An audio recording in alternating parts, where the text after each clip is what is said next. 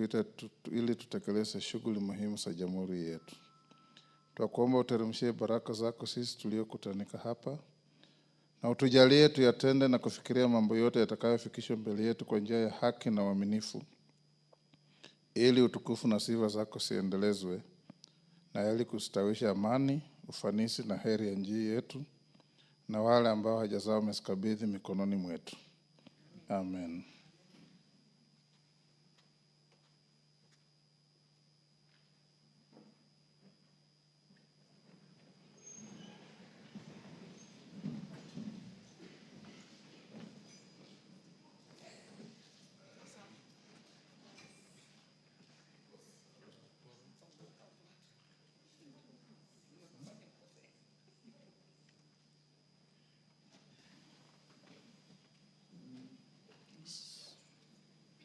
Sergeant, ring the quorum bell.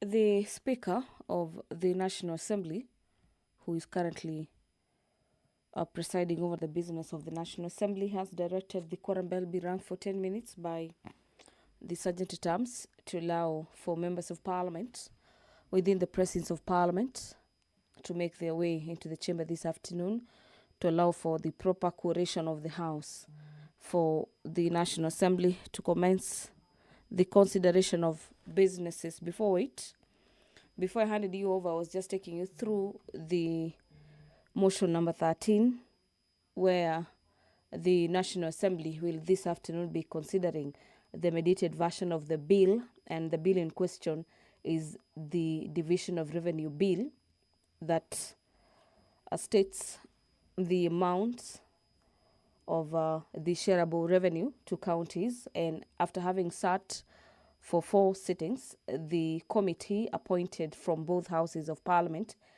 voted unanimously to adopt 415 billion shillings yesterday. And now what remains is for the both chairpersons to present a mediated version of the bill to the respective houses. At the National Assembly, we have the chair on budget, Honorable Samuel Atandi, presenting this bill at the National Assembly for the House to consider the mediated version on Division of Revenue Bill. The consideration of nominees for appointment to the Public Benefit Organization Dispute Tribunal is a special motion to be considered by the National Assembly this afternoon. This motion is by the Chairperson, Departmental Committee on Justice and Legal Affairs. In the motion, the Chair of JLAC is seeking to have the National Assembly, on behalf of the JLAC Committee, approve the appointment of about 5 nominees to the Public Benefit Organization Dispute Tribunal. They are Eunice Otieno Arwa as the chairperson, Christabel Midiva Aboso as a member, Elizabeth Mbithe Mulwa as a member, and Leonard Kinyulusi a member, and finally Mohammed Sheikh Nur as a member. Let's now have a look at this person to Standing Orders of the House. Standing Orders number 44, subsection 2C, where members of Parliament are empowered by these standing orders of the National Assembly to seek and request for statements. The Honourable Member for Loima, Honourable Protas Akunja, will be requesting for a statement on the delay in the implementation of infrastructural projects earmarked for the financial year 2024-2025. And this request for the statement on the delayed implementation of infrastructural projects to transact business. Clerk. Order number 1, administration of oath. Order number 2, communication from the chair. Order number 3, messages. Order number 4, petitions. Order number 5, papers. Majority Leader. Thank you very much, Honorable Speaker. Honorable Speaker, I beg to lay the following papers on the table of the House today, Thursday, June 19th, 2025. Number one, the legal notice number 107 of 12 June 2025 relating to the graphic health warnings for tobacco products, explanatory memorandum, and other accompanying documents from the Ministry of Health to be referred to the Committee on Delegated Legislation. The report of the Auditor General on Riamo Technical and Vocational College for the years ended 30th June 2022, 30th June 2023, and 30th June 2024, and the certificates therein. Report of the Auditor General on Borabu Technical Training Institute for the year ended 30th June 2022, and the certificate therein. Report of the Auditor General on Riatirimba Technical and Vocational College for the years ended 30th June 2022, and 30th June 2023, and 30th June 2024, and the certificates therein. Report of the Auditor General on Nairobi International Financial Center Authority for the years ended 30th June 2023, and 30th June 2024, and the certificates therein. Report of the Auditor General on the Kiambu National Polytechnic and Kiambu Institute of Science and Technology, KIST, for the years ended 30th June 2023 and 30th June 2024, and the certificates therein. Report of the Auditor General on hybrid generation of office grid power systems credit number CKE 106601L for the years ended 30th June 2019 and 30th June 2020, and the certificates therein. Kenya Power and Lighting Company, PLC. Report of the Auditor General on Lunga Lunga Technical and Vocational College for the year ended 30th June 2022, and the certificates therein. Report of the Auditor General on audit of Human Resource Information System, Kenya, and the certificates therein. Audited financial statements for the Kenya Civil Aviation Authority for the year ended 30th June 2024. Report of the Auditor General on Chepalungu Technical Training Institute for the year ended 30th June 2022, and the certificates therein. Reports of the Auditor General and financial statements for the year ended 30th June 2024, and the certificates therein in respect of A. Moani Boys Secondary School, Kasieku Boys High, Kadinotunga High Mosocho, Asumbi Girls High School, Moi Nyabohanze Girls High School, Nyabururu Girls National High School, Kisi High School, Kanga High School, St. Joseph's Nyabigena Boys High School, Voi Boys High School, Murray Girls High School, St. Mary's High School, Lushangony, Isiolo Boys School, Njonjo Girls High School, St. Stephen's Luanga Girls Secondary School, Moyale Boys Secondary School, Bishop Sulumeti Chelelemuk Girls High School, AIC Kiome Boys Secondary School, Kenyatta High School, St. Anne's Mudale Girls Secondary School, St. Bakita Bahati Girls Secondary School, Molo Academy Boys Secondary School, Elbagon Secondary School, Naivasha High School, Jomo Kenyatta Girls High School, Ribe Boys High School, Kombeni Girls Secondary School, Marifano Secondary School, Wenje Secondary School, and Hola Secondary School. Honorable Speaker, the reports of the Auditor General and financial statements for the year ended 30th June 2024, and the certificates therein in respect of the following technical and vocational colleges: Tetu, Kieni, Kipipiri, Kandara, Ndaragwa, Lamu East, and Nachu. Honorable Speaker, there is also the report of the Auditor General and financial statements for the year ended 30th June 2024, and the certificate therein in respect of the following technical training institute, and that is Mukurweini and Madhenge. And finally, Honorable Speaker, the reports of the Auditor General and financial statements for the year ended 30th June 2023 and 30th June 2024, and the certificates therein in respect of the following technical and vocational colleges, Honorable Speaker, and that is Madera, Mwea, Kigumo, Weru, Garsen, and Kamkunji. I thank you, Honorable Speaker, and I beg to lay.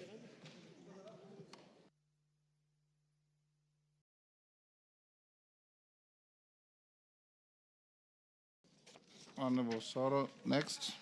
Chairperson, Budget and Appropriations Committee. Thank you, Honorable Speaker. Honorable Speaker, I beg to lay the following paper on the table of the House today, Thursday, 19th June 2025, report of the Budget and Appropriations Committee on its own consideration of the fourth basis for revenue sharing for county governments.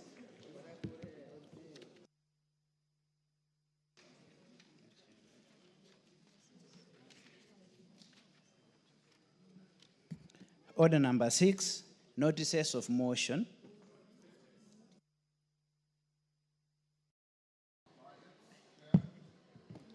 Honorable Speaker, I beg to give notice of the following motion, that taking into consideration the findings of the Budget and Appropriations Committee on its report on the consideration of the fourth basis for revenue sharing for county governments, laid on the table of the House on Thursday, 19th June 2025, and pursuant to the provisions of Article 217, Sub 1 and 4 of the Constitution, on allocation of the share of national revenue among counties, this House concurs with the Senate and approves the fourth basis for the annual allocation of the share of national revenue to the county level of governments without amendments. Thank you. Majority Whip, where is the Chair of Finance and the leader of the majority party? I wanted to dispose of the questions. Honorable Speaker, the Chair of Finance is on his way. We may skip a little bit, and the leader of majority will get here a little bit late today. Oh, but the deputy majority leader is around. Okay. Is there a member of the Finance Committee who can hold brief when we put the question at third reading?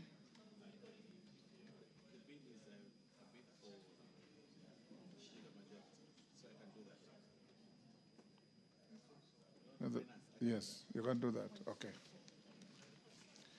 Okay, honorable members, order. Honorable members, I want us to dispose of the questions.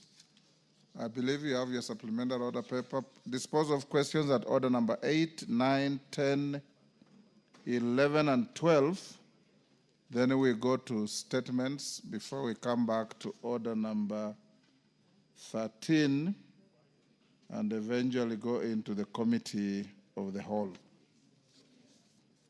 Before we call out, allow me to acknowledge in the speaker's gallery Kiamuriuki Primary School from Chuka Igambangombe, Tharaka Nithi, Unity High School from Naivasha in Nakuru, Kamba Secondary School from Daragwa, Nyandarua, and in the public gallery we have Korongoi Girls School from Bureti in Kericho County.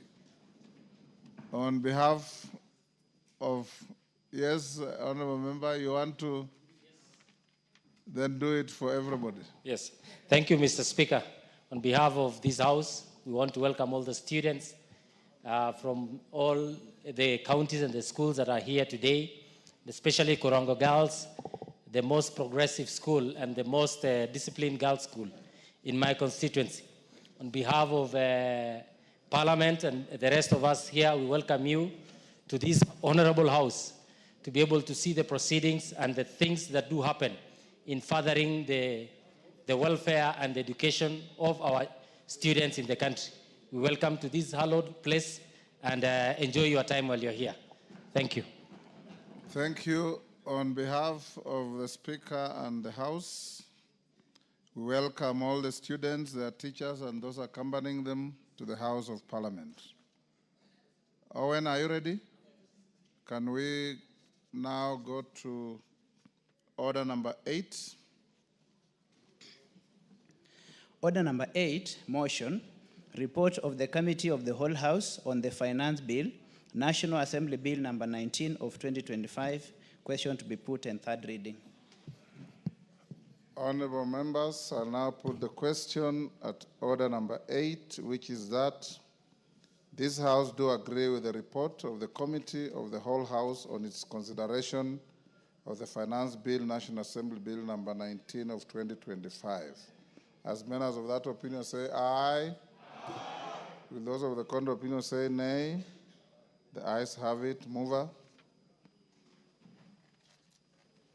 Thank you very much, Honorable Speaker. Honorable Speaker, I beg to Members at the bar, take the nearest seats. Okay. Go on. DK, where's your nearest seat? Wamboka, where's your nearest seat? Nearest to the Speaker. Go ahead. I beg to move that Finance Bill, National Assembly Bill number 19 of 2025 be now read a third time. Honorable Speaker, I want to thank members who participated in the debate and eventual completion of this very important piece of legislation so that we are within the time frame, Honorable Speaker.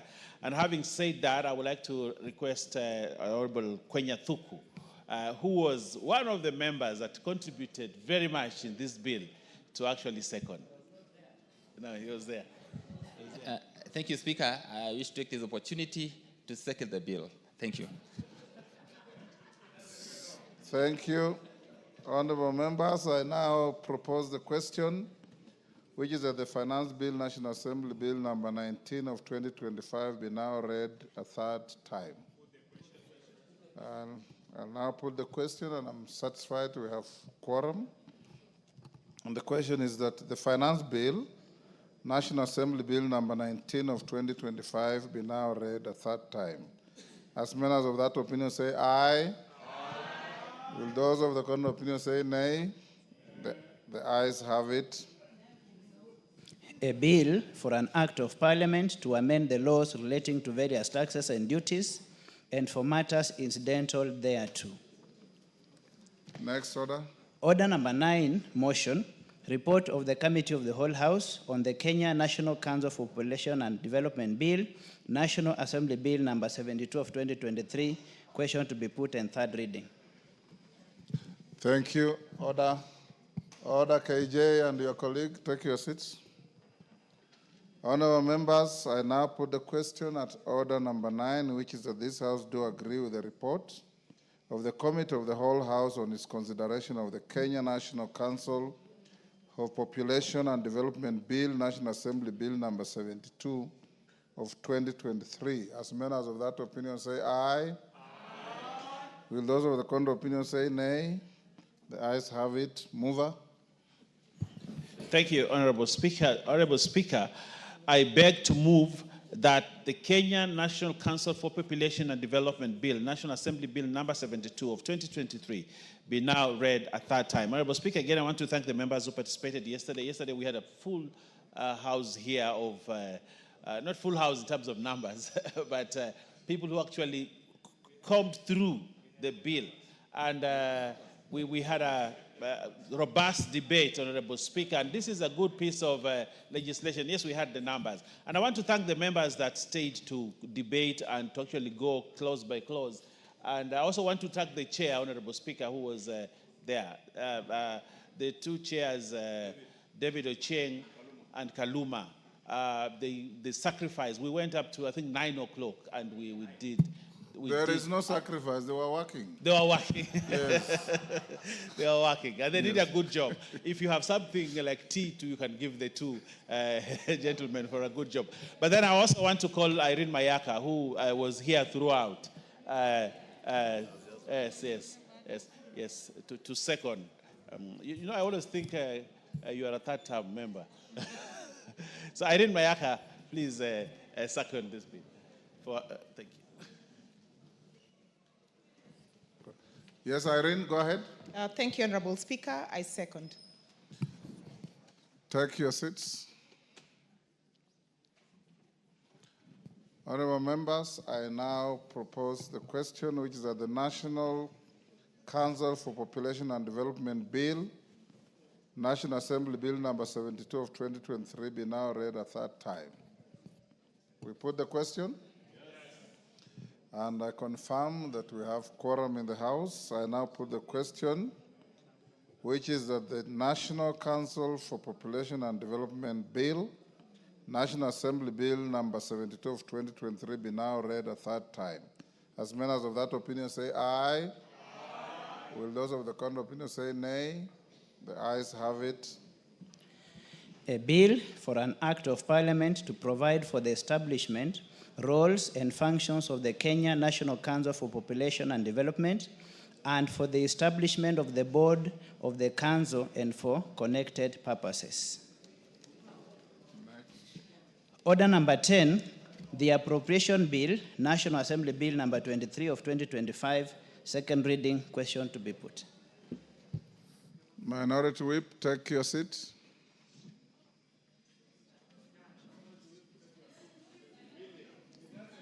Honorable Millie, take your seat.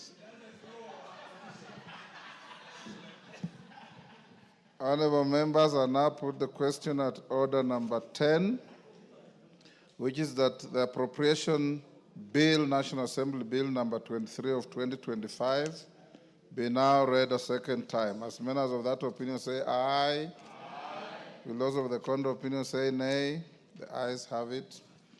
A bill for an act of parliament to authorize the issuance of a sum of money out of the consolidated fund and its application towards the service for the year ending on the 30th June 2026, and to appropriate that sum and a sum voted on account by the National Assembly for certain public services and purposes. Next.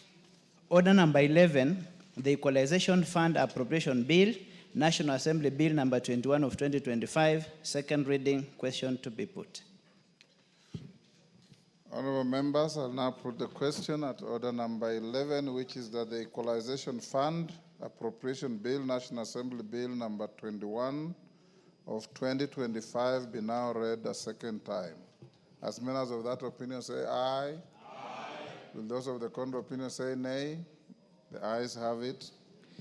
A bill for an act of parliament to authorize the issue of a sum of money out of the Equalization Fund and its application towards the service of the year ending 30th June 2026, to appropriate that sum for certain public basic services and for connected purposes. Honorable members, you'll note, Majority Leader, that at order number 14, you will be going to a committee of the whole on order number 10 and order number 11. So be ready for that. Next. Order number 12, the Kenya Roads Amendment number 2 Bill, National Assembly Bill number 16 of 2025, second reading, question to be put. Order. Honorable Wanjala, take the nearest seat. Benja, take your seat. Honorable members, I now put the question at order number 12, which is that the Kenya Roads Amendment number 2 Bill, National Assembly Bill number 16 of 2025, be now read a second time. As members of that opinion say aye. Aye. Will those of the contrary opinion say nay? The ayes have it. A bill for an act of parliament to amend the Kenya Roads Act. Let's go back to order number 7. Order number 7, questions and statements. Harun Suleha.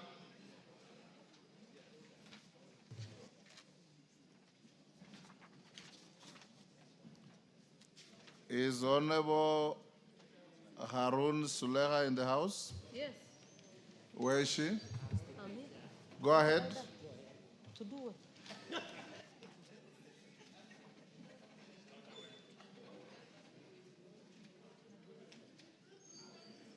Harun, you have no statement to make. You are listed as having a statement to make on behalf of Gitonga Mukunji. You are not in the picture. Questions, statement stayed. Next is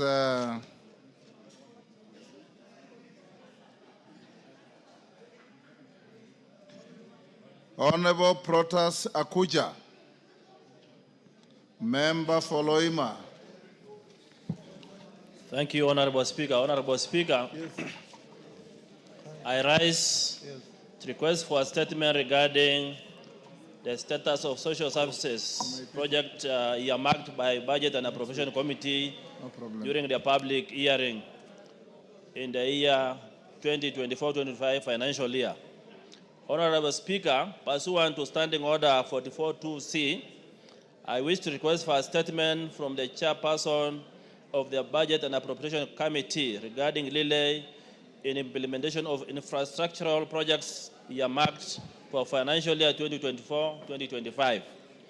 Honorable Speaker, following a public participation hearing by the Budget and Appropriation Committee in Turkana County in the current financial year 2024-2025, Turkana County was allocated 100 million to be shared among 6 constituencies for projects allocation identified by constituent through their respective members of parliament. These specific projects were in the itemized budget and captured in the budget books as approved by this House for implementation by the respective state departments. Loima constituency had 2 sets of infrastructural projects falling under the State Department of Basic Education and State Department for TVETs. They included implementations of projects at St. Bakita Girls Secondary School, which included construction of teachers' houses, ablution blocks, and classrooms, together with construction of perimeter wall or fence at Loima Technical and Vocational Training. The implementation of these projects has not commenced despite funds being budgeted and allocated in the fourth heads, noting that the financial year is coming to an end. Honorable Speaker, it is against this background that I seek statement from the chairperson of the Budget and Appropriation Committee on the following.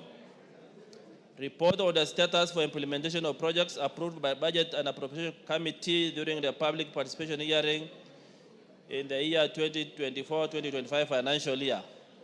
Number 2, report indicating the amount of funds released to institutions for implementation of the identified projects. And 3, specific measures being taken to ensure funds have been released and implementation of projects as commenced before closure of the financial year 2024-2025. I thank you, Honorable Speaker. Thank you. Yes, Budget Committee Chair. Atandi, when can you bring a response? Can we do it by Thursday next week? Yes, agreed. Thursday next week? Yeah, I'm in agreement. Thank you. Ariko Namoit, Turkana South. Honorable Ariko Namoit, go ahead, Ariko. Give Honorable Ariko. Which one? No, she will come back to it. Yes, I called her and she was not ready.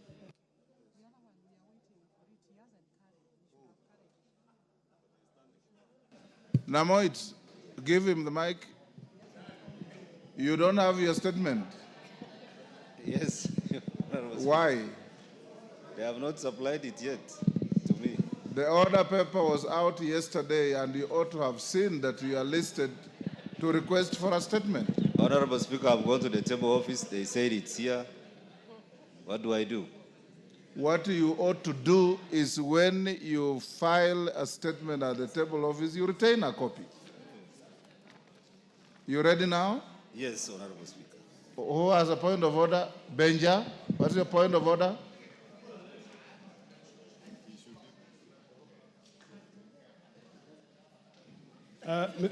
Mr. Speaker, Dr. Rico is my member in Finance Committee and I know him very well. And the gentleman standing there is not Dr. Rico, Mr. Speaker. So I don't know how. I know that. I don't know why.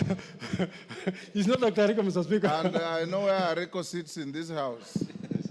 Emade, do you have authority? Yes, Your Honorable Speaker. The standing orders are very clear. If your colleague wants you to transact any matter on his or her behalf, they have to write to the Speaker. I have received no such written request. So take your seat.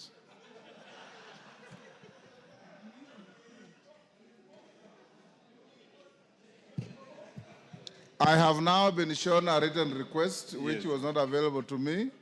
Go ahead. Thank you, Honorable Speaker. I thought I would go through that and then just be dismissed. Go ahead. Request for statement regarding delay in disbursement of funds from the Hunger Safety Net Program. Honorable Speaker, pursuant to the provisions of Standing Order 44.2c,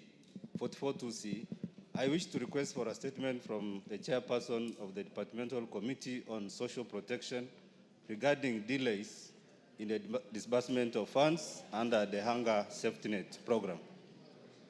Honorable Speaker, the Hunger Safety Net Program, HSNP, is one of the flagship social protection initiatives under the Kenya National Safety Net Program and is implemented through the National Drought Management Authority, NDMA. The program targets vulnerable populations in the arid and semi-arid areas by providing predictable and regular cash transfers aimed at cushioning vulnerable households from food insecurity and poverty. Regrettably, for close to 8 months now, beneficiaries under the HSNP have not received the funds.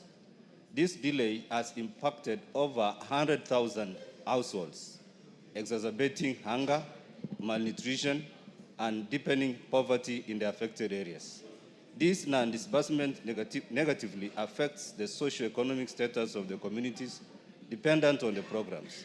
Further, the lack of representation of persons from arid and semi-arid areas in the National Drought Management Authority raises concerns on the effective management of the challenges faced in the areas. Honorable Speaker, it is against this background that I request for a statement from the chairperson of the Departmental Committee on Social Protection on the following. 1, a report on the status of disbursement of funds from the Hunger Safety Net Program to support vulnerable populations in the arid and semi-arid areas, including Turkana County. 2, the reasons for the delay in the disbursement of cash transfer to the vulnerable groups, and a report on challenges facing HSNP related to financing, operations, and communication. And 3, a report on the human resource audit undertaken at the National Drought Management Authority and raising allegations of disparities in ethnic and regional representation of beneficiaries under the HSNP. I thank you, Honorable Speaker. Thank you, Honorable Mother. Alice Nganga, or who is in charge of social protection? Yes, Lochaka Pong. Thank you, Honorable Speaker. I think the request of that statement is misdirected because Hunger Safety Net sits in National Drought Management Authority, which is in Asals, that is being oversighted by the Regional Development Committee. So your committee? Yes. Alice Nganga, is that correct? Yeah, yes, Mr. Speaker. It is not under us. It is not under us administratively. Even other standing orders. So I direct that your request goes to the correct committee chaired by Honorable Lochakapong. When can you bring a response? Ordinarily it would be 2 weeks, but now I think we're going for recess, maybe the first week after recess. Okay. Thank you. Thank you. Response to a request by David Kiplagat, Education. I have been told by the Chair Education that he is not ready today, and the Honorable Questioner David is just chatting away. He's not paying any attention.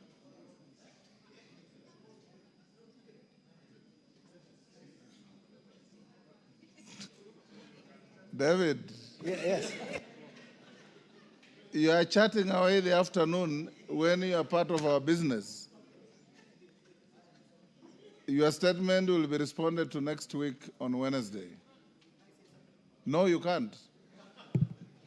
You are not even paying attention. Yes, pardon? Yes, Tongoyo? Thank you, Honorable Speaker.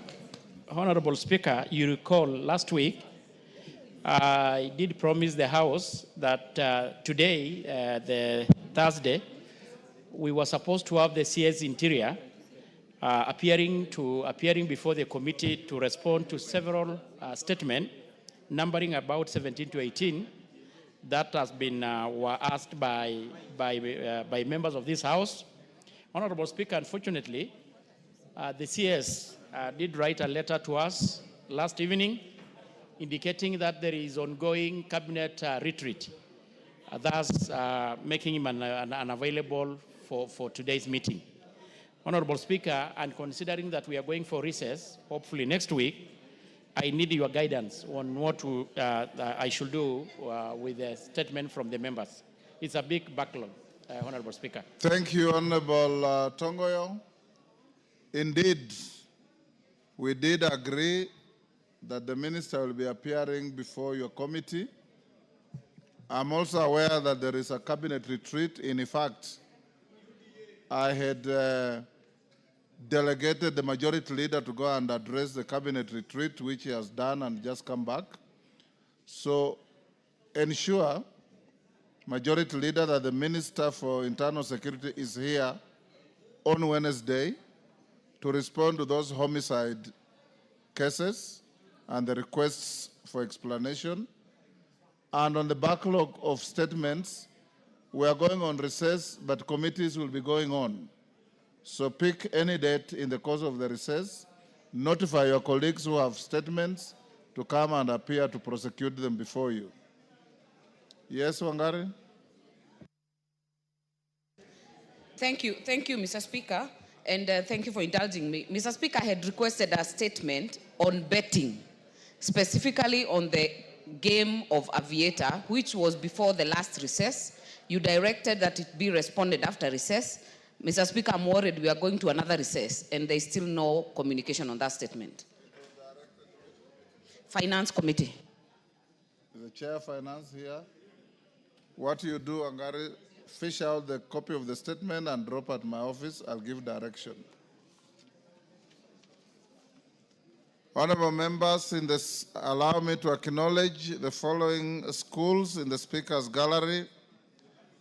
Muren Girls from Mwatate in Taita Taveta.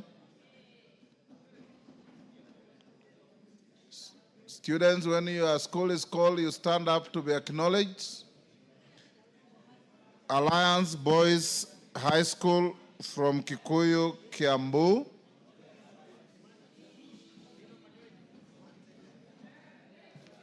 In the public gallery, Malivani AIC Primary School from Makueni.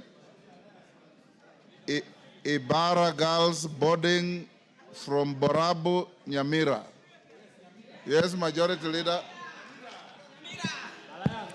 Allow me, Honorable Speaker, on behalf of the House, to welcome the schools present, the school from Nyamira, and of course, the Alliance High School. Honorable Speaker, exactly 31 years ago, exactly 31 years ago, I left the Alliance High School as a young man, very determined to serve the world, because we had a school motto that said, "You are strong to serve." And every day in the morning we prayed to God that He may give us the strength to grow up to be men who are strong in body, mind, and character to serve fellow men faithfully. So allow me to welcome these students and tell them that they are strong to serve, and they are welcome to the National Assembly, where their representatives represent them and the people of Kenya. And as they work hard in school, they must bear in mind that this country looks up to them, not just as the future leaders, but also as present, active citizens of our country. And we want them to be the best examples that they can be to the rest of the young people, Honorable Speaker. And I welcome them to the National Assembly.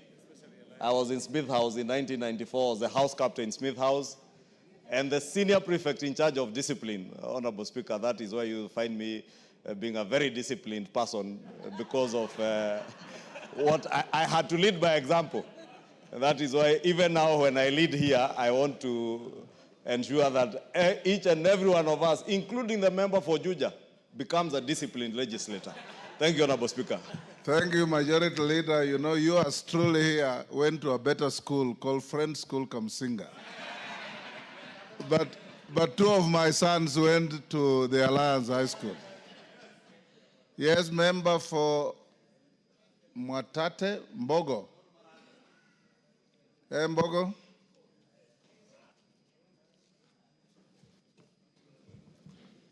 Thank you, Mr. Speaker. Let me take this opportunity to welcome my students from Mari Girls High School in Mwatate constituency, Taita Taveta County. Mr. Speaker, this is a top-performing school in Mwatate and one of the best-performing schools in the Coast region, and I feel honored to have them here in the National Assembly. To the students, let me encourage you to make sure you gather lots of information on National Assembly's establishment and roles during this visit and throughout your trip in Nairobi. This exposure is fundamental to your studies and also to some of you who are aspiring to be leaders in the near future to know exactly what happens in this legislative arm of government. Karibuni sana and feel welcomed. Thank you, Mr. Speaker. Thank you, Mbogo. Next.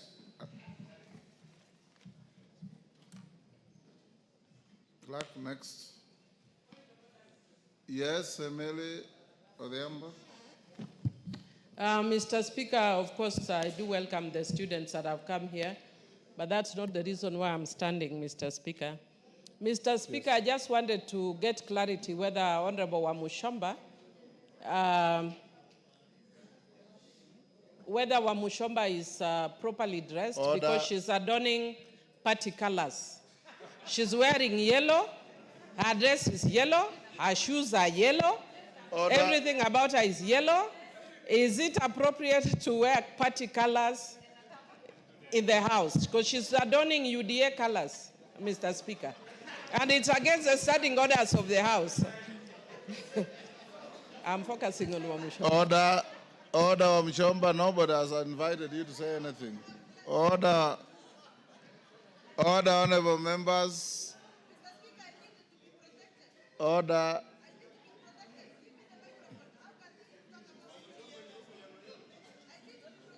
Order, Wamushomba.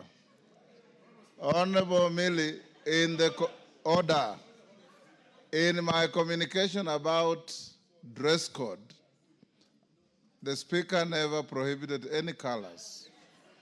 What we will discourage are party symbols in the House.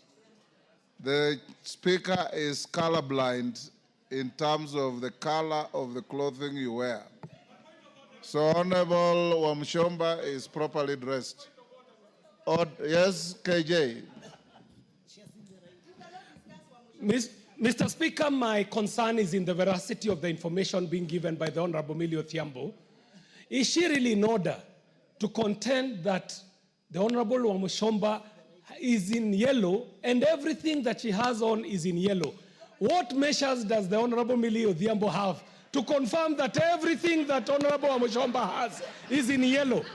We would be very concerned, and I saw my leader of my majority, almost my whip, almost rising because of concern is that the colors are my UDA color party colors, and I do not know how Millie can verify that everything is in yellow. Or has Wamushomba come back to the party and promoting the ideals of my... That is enough comic relief. We can go on with other matters. Yes, Wamushomba, what is it?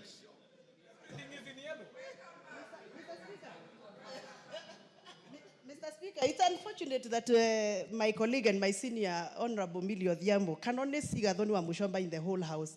Yet behind here there is yellow colors. Even our seats have yellow. Yes, the emblem has yellow.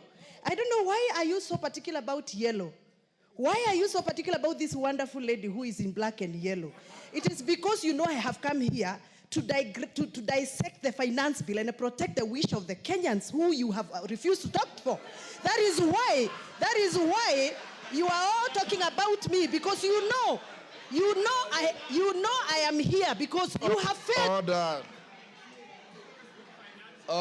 Order, members. Order. Order. Honorable Mchomba, you are out of debt. The finance bill is way behind us. It is now in the annals of parliamentary history and is going to be implemented. So if that's what you came for, then you are out of debt. Let's end there. Suleha, you have authority to present a statement, request for a statement. Is it a request or just a statement to be made? It's a general statement. Go ahead. Honorable Speaker, pursuant to the provisions of Standing Order 43.1, I rise to make a statement of great national importance regarding a blood donation drive scheduled to be hosted by the Kenya Young Parliamentarians Association, KYPA, on Monday, 23rd June 2025 within Parliament buildings. Honorable Speaker, the KYPA has organized a blood donation drive within Parliament in commemoration of the 2025 World Day, which was observed last week on the 14th of June 2025. This event comes at a time when the country is facing a persistent shortfall in blood supply, with the annual national demand for far outpacing the available voluntarily blood donations. While our health professionals have been working tirelessly to save lives, many patients have to wait and sometimes perish in the course of waiting, simply because the blood was not available in time. This situation calls on us, parliamentarians, by virtue of our unique positions, to influence positive change in embracing voluntarily blood donation to save lives. This is because our voices as leaders can shape public opinion, inspire trust, and unlock positive response to the much needed resources for the national blood service. Honorable Speaker, it's for this reason that I invite all members of this House to participate in the blood donation drive on Monday, 23rd June 2025, here in Parliament. Your participation in the drive will be greatly symbolic and transformative. I also encourage participation members to use their platforms both here in Parliament and in the constituencies and counties to create awareness on blood donation and address the cultural, religious, and logistical barriers that hinder voluntarily blood donation. This will inspire their constituents to participate in the ongoing and future blood donation drives to boost our banks. Honorable Speaker, to further encourage voluntarily blood donation in the country, I call upon the House to support legislative and budgetary efforts to strengthen Kenya's blood donation system, including modernization of the blood infrastructure, promoting plasma fluctuation, and enabling blood service reimbursement under the Social Health Insurance Fund. At an appropriate stage, I will table a motion to declare the month of June as Kenya's National Blood Donation Month. This will serve as a lasting legacy that will institutionalize annual nationwide blood donation efforts in the country. I thank you, Honorable Speaker.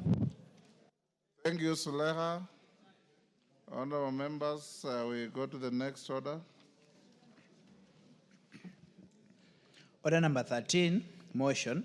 Approval of the mediated version of the Division of Revenue Bill, National Assembly Bill number 10 of 2025. Majority Leader's Thursday statement. Yes. Thank you, Honorable Speaker. The clerk was in a rush. Honorable Speaker, pursuant to the provisions of Standing Order 44.2a, I rise to give the following statement on behalf of the House Business Committee, which met on Tuesday, 17 June 2025, to prioritize business for consideration during the week. Honorable Speaker, if you can protect me from Honorable Farah Maalim and Honorable KJ, they are very close to me. And this is why, Honorable Speaker, because members don't ordinarily listen to this statement, that is why you hear the Honorable Wamushomba not being aware what business was being transacted in the week. So it is important. Honorable Wamushomba, just be courteous to your colleagues. He was not being rude. He just said you missed the point because people didn't listen. Order, Wamushomba. It is out of order and indecent for a lady to tell another member, kwenda huko wewe.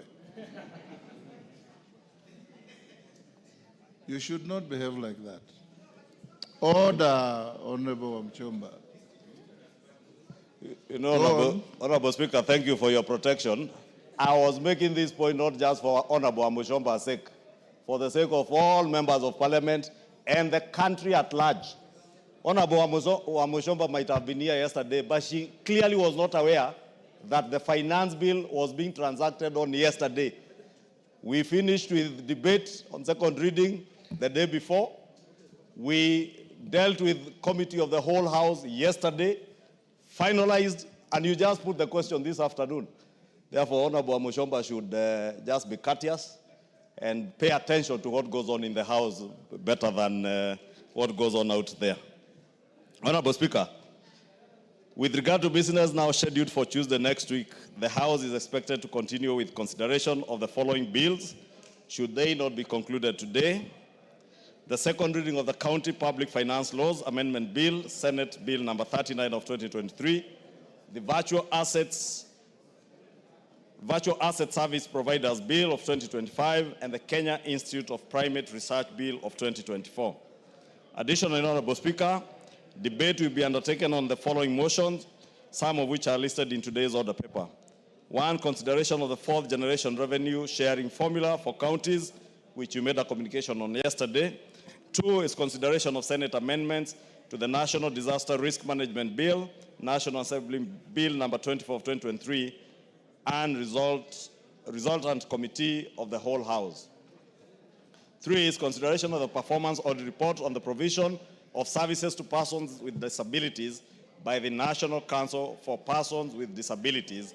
And 4, consideration of comprehensive economic partnership agreement between the Republic of Kenya and the United Arab Emirates. Honorable Speaker, in accordance with the provisions of Standing Order 44A, 5, and 6, I wish to convey that the Cabinet Secretary for Interior and National Administration, as you had directed, is scheduled to appear before the House on the afternoon of Wednesday, 25th June, 2025, to respond to the following concerns raised by members regarding the circumstances surrounding the death of Mr. Albert Ojwang. In addition, the Cabinet Secretary will respond to the following questions. Question number 058 of 2025 by the member for Rarieda, the Honorable Otiende Amolo MP, regarding police brutality against peaceful protesters and unarmed civilians.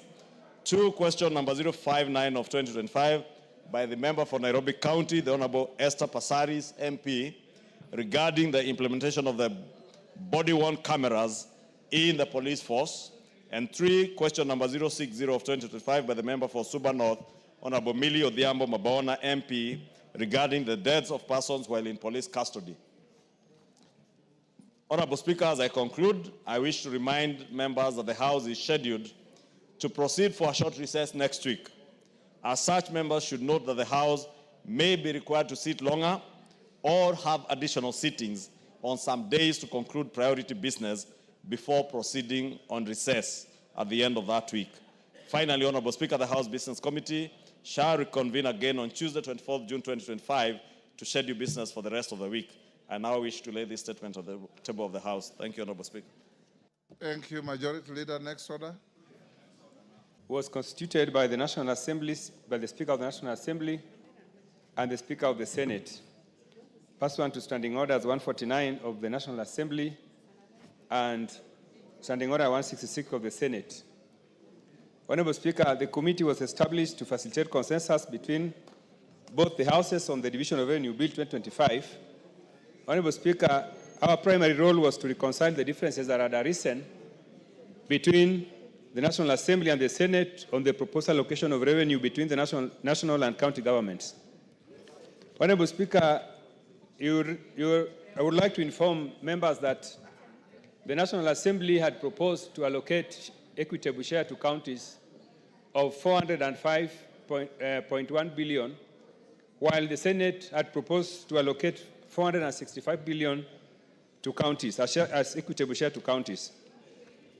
Honorable Speaker, in the course of our mediation, we held a total of 4 meetings.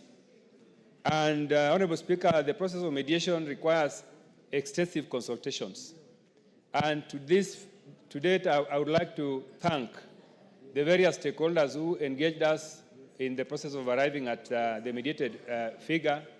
And I want to thank the President of the Republic of Kenya, Honorable Speaker, because at some stage we had to engage the presidency to help us iron out some of the challenges that we had in the process. Also, I would like to thank the National Treasury, because we also had to talk to National Treasury so that we could be able to arrive at a figure that was agreeable to both the parties. Honorable Speaker, in the process of mediation, we learned so many things. Honorable Speaker, county governments are doing tremendous programs. And there are so many programs that counties are doing that are not, that most of our members are not aware of. And many times, Honorable Speaker, you'll find that most of us may be castigating counties and saying counties are making very good progress. I would like to confirm to this House, Honorable Speaker, that we realize that counties are doing so much, especially in the area of facilitating government program, national government program, like in the health sector.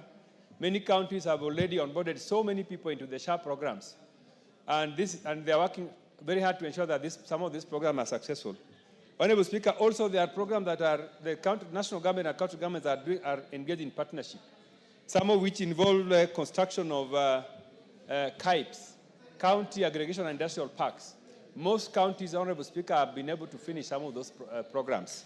Honorable Speaker, there are also programs involving agriculture that counties are engaging in. Many counties are also succeeding in doing a lot of infrastructure like tarmacking of roads. So, Honorable Speaker, the amounts of money we allocate to counties is not in vain, Honorable Speaker. And I want to confirm that both the President and this House are committed to devolution. And to see that the national government is committed to devolution is to see that, Honorable Speaker, we were able to arrive at a figure which is historical, Honorable Speaker. This is a historical figure, Honorable Speaker, because we were able to move through the mediation process from a figure of 405 billion to a figure of 415 billion, Honorable Speaker. That is an increase of about 10 billion that we were able to realize.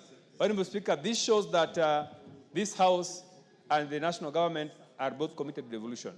I want to confirm to members of the Orange Democratic Movement Party that this figure that has been agreed upon between the National Assembly and the Senate is very, very progressive.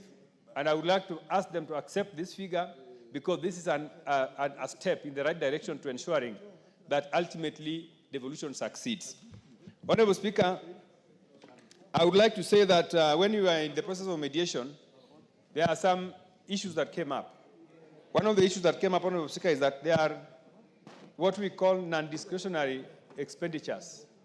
These are expenditures that are due to counties not because of their own liking, but because of some of the programs they are doing in consultation with the national government. Mr. Speaker, these expenditures, non-discretionary expenditures, they total to about 34 billion shillings. And, Honorable Speaker, counties have been grappling with how to realize resources to fund these programs. That is the reason, Honorable Speaker, that we decided in our mediation process that we need to enhance the share of allocation to counties by about 27 billion, Honorable Speaker, because this financial year, you remember that the share of allocation to counties is 387 billion. But we were able to add a total of about 27 billion to help these counties be able to fund what we call non-discretionary expenditures. Honorable Speaker, some of these expenditures include housing levy deductions. Honorable Speaker, when the housing levy was introduced, it was not anticipated that counties would be able to incur additional expenditures courtesy of this law. Honorable Speaker, these deductions are annually is about 4.1 billion. Honorable Speaker, another non-discretionary expenditure which we realize counties have to bear involve enhanced contribution to NSSF, courtesy of the law that we passed here, increasing allocations to NSSF, contributions to NSSF. Honorable Speaker, there are matching allocations to KIPES, matching allocations to CHPs. Honorable Speaker, all these, expenditures require that we be able to increase our allocations to counties. So, Honorable Speaker, I would like to say that, the process went on very well. We held 4 successful mediation meetings, and ultimately we came to a conclusion that this amount of money is going to help our countries to advance and to prosper. And therefore, I would like to urge members of this House to support this report to allow us adopt it and be able to move forward. Honorable Speaker, with those few remarks, I would like to beg to move and I call upon my able Vice Chairman, the Honorable Dr. Pukose, to second.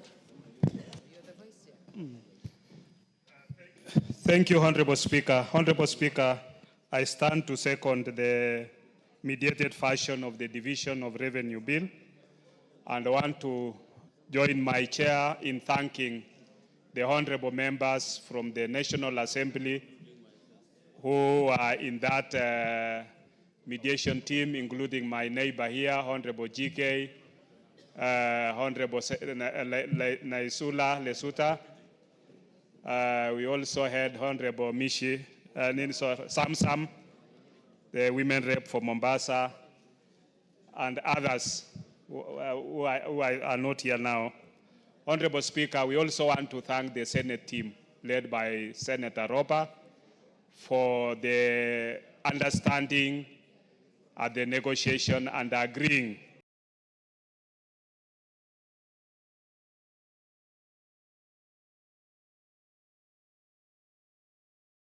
figure of 410 billion. Honorable Speaker, this is money that is going to the 47 counties. And once this money has gone to the counties, the law states that the money that has already been appropriated to the counties, it cannot be reduced, despite the fact that maybe the collections might not be, by a KRA, might not reach the target. And that means the national government will bear responsibility. So, putting that into consideration, we want to urge the counties that once you've gotten this money, let's use the money judiciously, let's the money go into the projects for which they are meant to, because, Honorable Speaker, whenever you visit counties, some counties like I think Elgeyo Marakwet, Taita Taveta, they've not been able to realize serious development because they are saying with this current formula, they are not able to do any development. But after this mediation, with the new formula now from the CRA and approved by the Senate and which has been forwarded to this House, what it means is that all the 12 counties which were not able to realize meaningful development will now be able to at least do some development. And that, I think, is a move forward, because whenever you visit counties, what you are only able to see in most cases is what CDF has done. You will be able to see schools that have been built by CDF. You will be able to see administrative units, assistant chiefs, chiefs, SEC, DCC's offices, which have been put, police stations, DCI offices, and all that. But you are not able to see something tangible from the county governments. But we also want to urge the Senate to also provide proper oversight to the counties, because more often, I think there is some bit of laxity in terms of the oversight. But yesterday, when I saw the proceedings in the Senate by Senator Sifuna on oversight to my county of Trans-Nzoia, I think it made me happy, because the Senator Kachwang, not the DJ, the other Kachwang, who is the chair of the PAC in the Senate, I think he put my governor into his toes. And I hope that my governor, Natembeya, will be able to appropriately respond to those questions. And if he can't, then the Wananchi will be there to deal with him, including myself. So this money that is going to counties must be used for the county functions. Honorable Speaker, when you look at even the budget of the national government, there is 13 billion for primary health care, which is money that is appropriated from the national government. But surprisingly, you go to the counties, many of the other health facilities, level 2, level 3, level 4, are not providing the necessary services. We've also recapitalized KEMSA to a tune of 1.5 billion, which means KEMSA should be able to now supply enough medicines to all our health facilities. And therefore, it calls upon the counties to make sure that the health facilities are properly equipped with health products and technologies, and they are able to make sure that Mwananchi visits facility and gets the services. Honorable Speaker, when you look at the number of the follow functions, the major is health, agriculture, and water. But which county government should be able to make sure that this money that is being sent to the counties at least are able to provide the minimum services that Wananchi are able to reap from the devolution? Because when our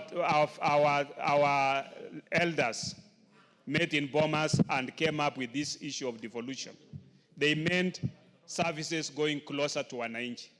But what has happened? We've devolved corruption. Because you go to the counties and you look at the level of opulence exhibited by the county government, governors, even some governors going with seats to meetings. I think that's not what we wanted. And funerals, that is not what we wanted. Governors hiring goons to move around with goons in their meetings, that is not what we wanted. So, Honorable Speaker, I think I want to applaud the National Assembly Committee that mediated this together with the Senate, and hope that the House will be able to support so that we can have resources being appropriated to the counties, and we have each county at least having meaningful development. With those few remarks, Honorable Speaker, I second. Honorable members, order. Honorable members, I now propose the question, which is that pursuant to the provisions of Article 113(2) of the Constitution and Standing Order 153, this House adopts the report of the Mediation Committee on the Division of Revenue Bill, National Assembly Bill number 10 of 2025, laid on the table of the House on Wednesday, 18th June 2025, and approves the mediated version of the Division of Revenue Bill, National Assembly Bill number 10 of 2025. Yes, Majority Leader. Honorable Speaker, I rise to support this mediated version of the Division of Revenue Bill. Honorable Speaker, 415 billion is not the only money going to counties, because that's just the shareable revenue that counties are getting. The additional county allocations, a further 55 billion shillings. So when we speak about the money going to our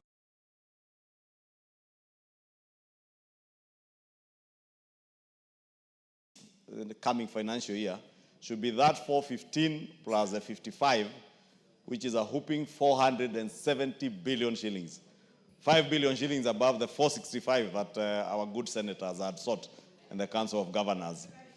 And over and above that, we have close to another 10 billion shillings, about 9.6 billion, through the Equalization Fund that is going again to counties. Honorable Speaker, last evening I listened to the contribution by Honorable Mwalimu Moroto.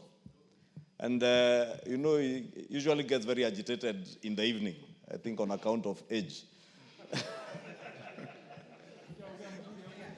The order, Majority Leader. There is no scientific evidence that old people get agitated in the evening. You know, Mwalimu Moroto, Mr. Speaker, yes, there is no scientific explanation, but over the years that I have known him, he usually will come in the evening very agitated. Yes. I have never figured out for what reason. But his agitation notwithstanding, Honorable Speaker, he was very passionate about equalization fund money and pleading that this money should have been implemented through constituencies, whether through a model like NGCDF or whichever other model, because most of that money, and I could identify with what Honorable Moroto was saying, because I have been to his county, and they are lagging behind like many other counties. And this fund was meant to uplift those counties that were lagging behind others. But unfortunately, with devolution, the more money that goes to a county, I think the more corruption there is in that county, and the more backward that county continues to be. I don't know why, Honorable Speaker. Because if you look at the counties that benefit with the highest amounts, corruption is also very rampant, and I don't want to name any particular county, Honorable Speaker.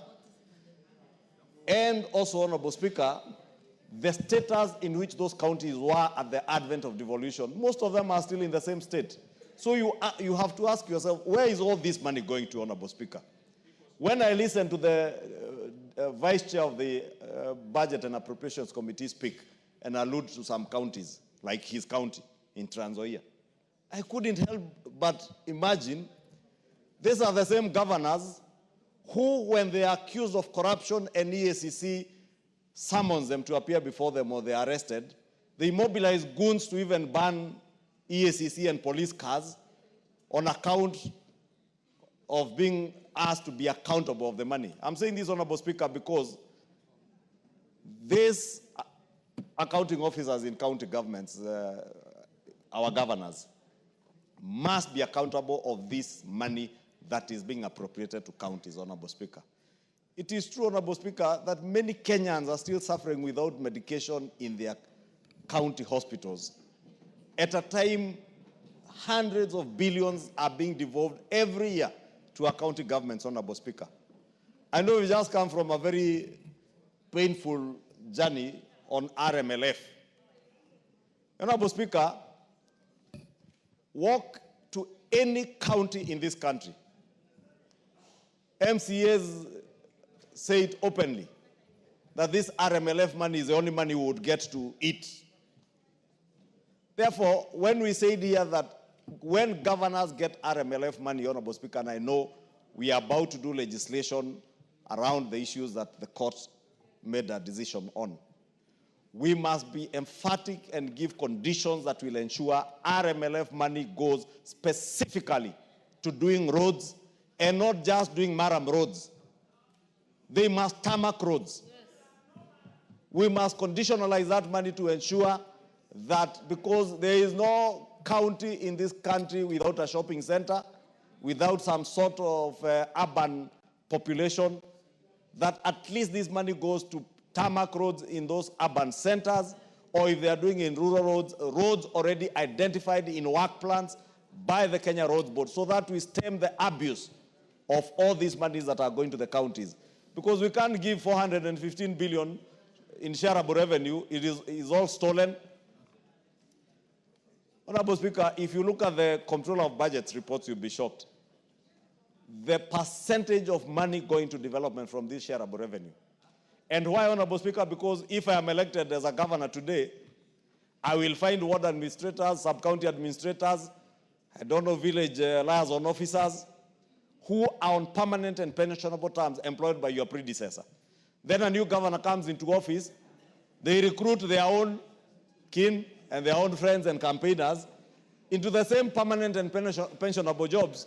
Then they start crying all over, oh, we have no money for development. You have no money for development because you have failed in governance. You don't have to employ every other person who campaigned for you.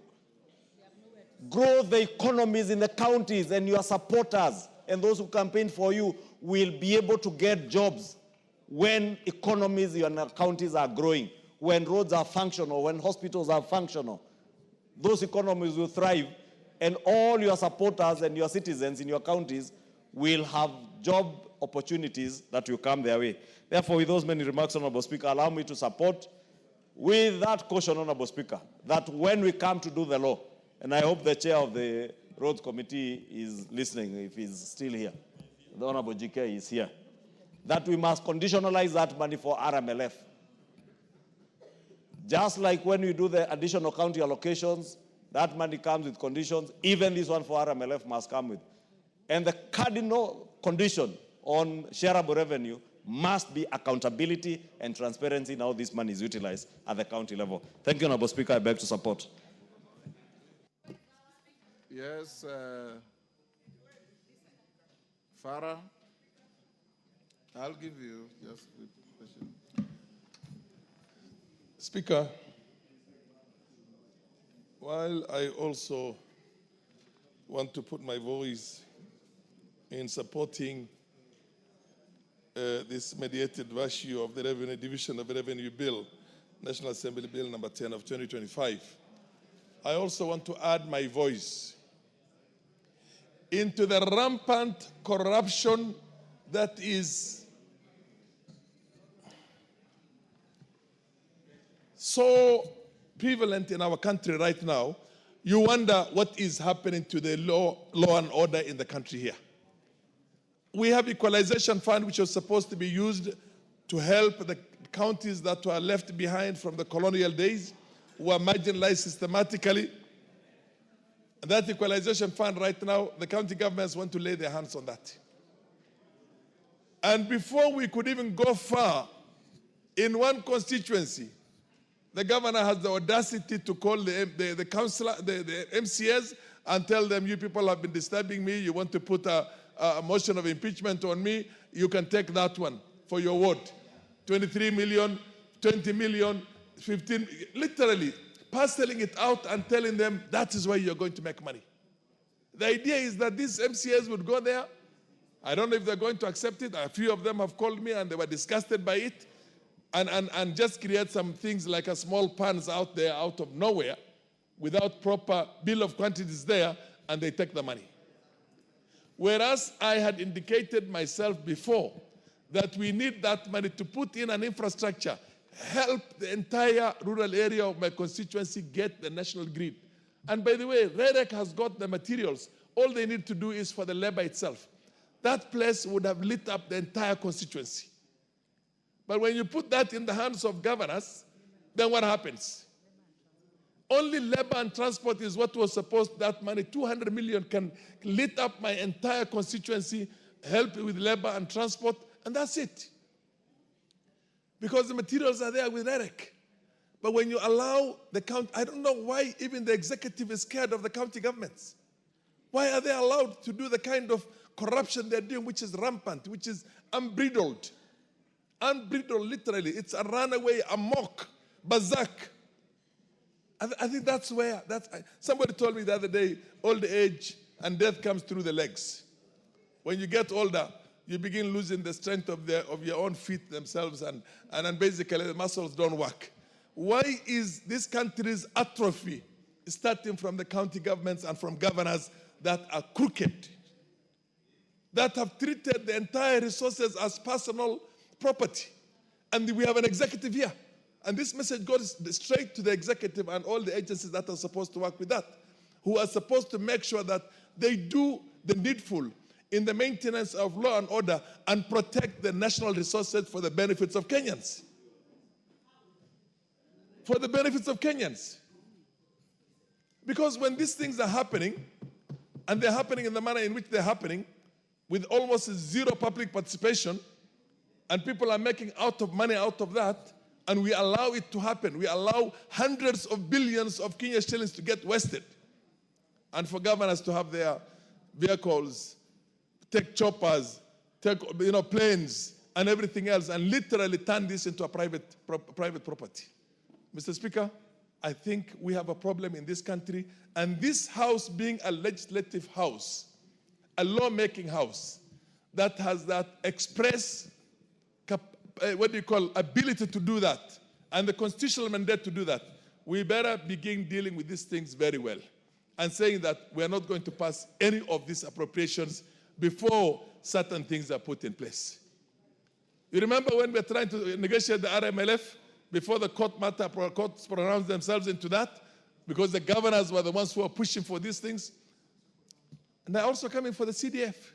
And the whole idea of coming for all those things is not to put these things in the hands of an entity, which can, another authority, for the benefits of the people. They just want to steal it. They're doing that with the donor money also. Mr. Speaker, I want to put my voice on this, but at the same time say that we have a problem in the country. We're talking about corruption in the country. And the same corrupt guys are the ones who seem to have the ear and the support of the local people out there. Because Parliament has failed to do its work, National Assembly has failed to do its work, the executive has failed to do its work, the government, the appropriate authorities on the maintenance of law and order to protect the national resources are not doing their work, well, we have a problem. We have a problem of resources in the country. We have a problem of poverty, rampant poverty. The amount of money that goes out there for devolution should be able to change the lives of the people out there. Change the lives of the people. The students, absolutely, absolutely. And if the Senate is going to transform itself into a body whenever an impeachment is brought for them, then governors are going around dishing money. And governors go out there and try and influence the MCAs in their own counties by sending in elders and everybody there and saying our government is now coming down. I mean, these things are bad. The common man has got to be educated. There has to be sufficient civic education to tell them that every coin has got to be accounted for. At the national level, at the county level, at all levels, including ourselves at our own CDF levels. We are not managing the CDF is managed by a board, but it's got to be, everything has got to become accountable, Mr. Speaker. We have a nation, we have resources, and the resources is not getting down to the people. The people are poor. The Kenyans are suffering. Students are suffering everywhere. Because the little we have for what we call bursary is not sufficient. And the county governments are not putting money into that. They're putting money into building walls and building what you call white elephant projects. And they are the contractors themselves. The governors are the contractors themselves. And consultancies. And God knows what. Fetes and dramas and everything else. So, Mr. Speaker, this House has got to rise up to the occasion. Members of Parliament must take the responsibility of protecting the national resources from everybody who's going to misuse them. If we don't, then we become complicit in that. We become part of the corruption. We become part of the rot. And we can see the kind of problems that are going on in the country. The country is bleeding. There's no question about that. Let us rise up as legislators ourselves, use the appropriate, instruments through the committees and everything. Make sure that we change the laws when there's need to change the laws and stop thugs from stealing national resources. Because we are the lawmaking body. We have the instrument to put a bridle on these things, and we're not doing that. Mr. Speaker, with those many remarks, and with the bleeding, nation is right now because of the misuse of our resources and the rampant corruption, runaway corruption, and I rest my case, but I'm pleading with my colleagues here.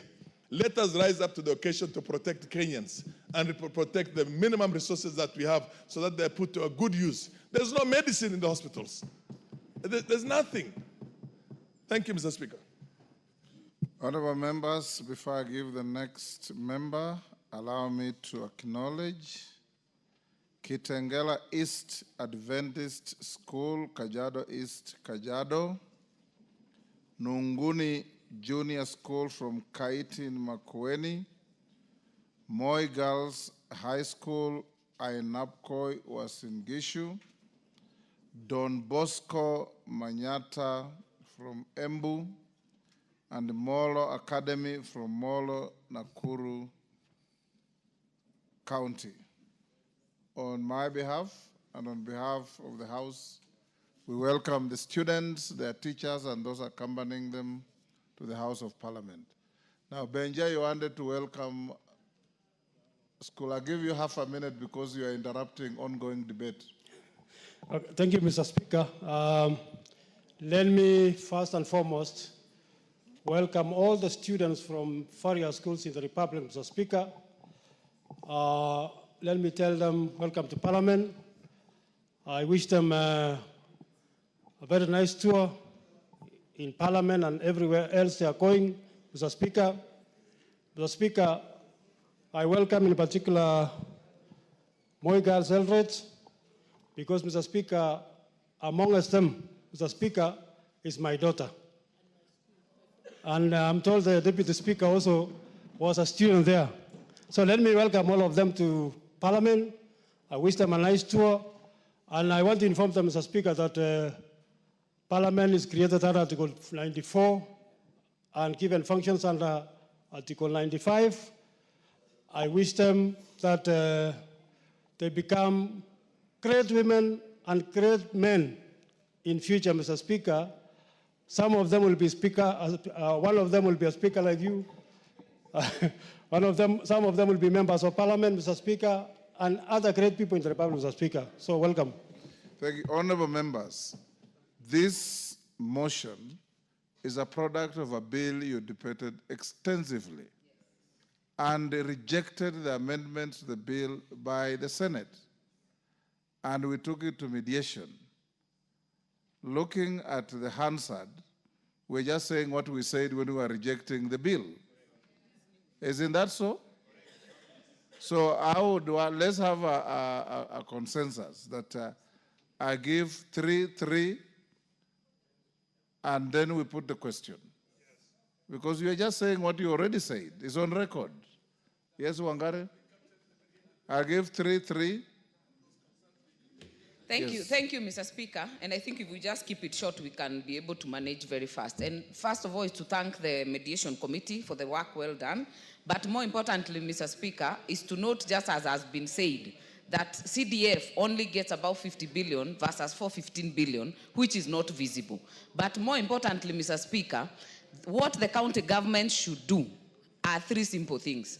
Ensure that the dispensaries and the health centers have a doctor or a clinical officer and have medicine, Mr. Speaker. Because even as we legislate for SHA to work, it will not work if the primary health care facilities are not working.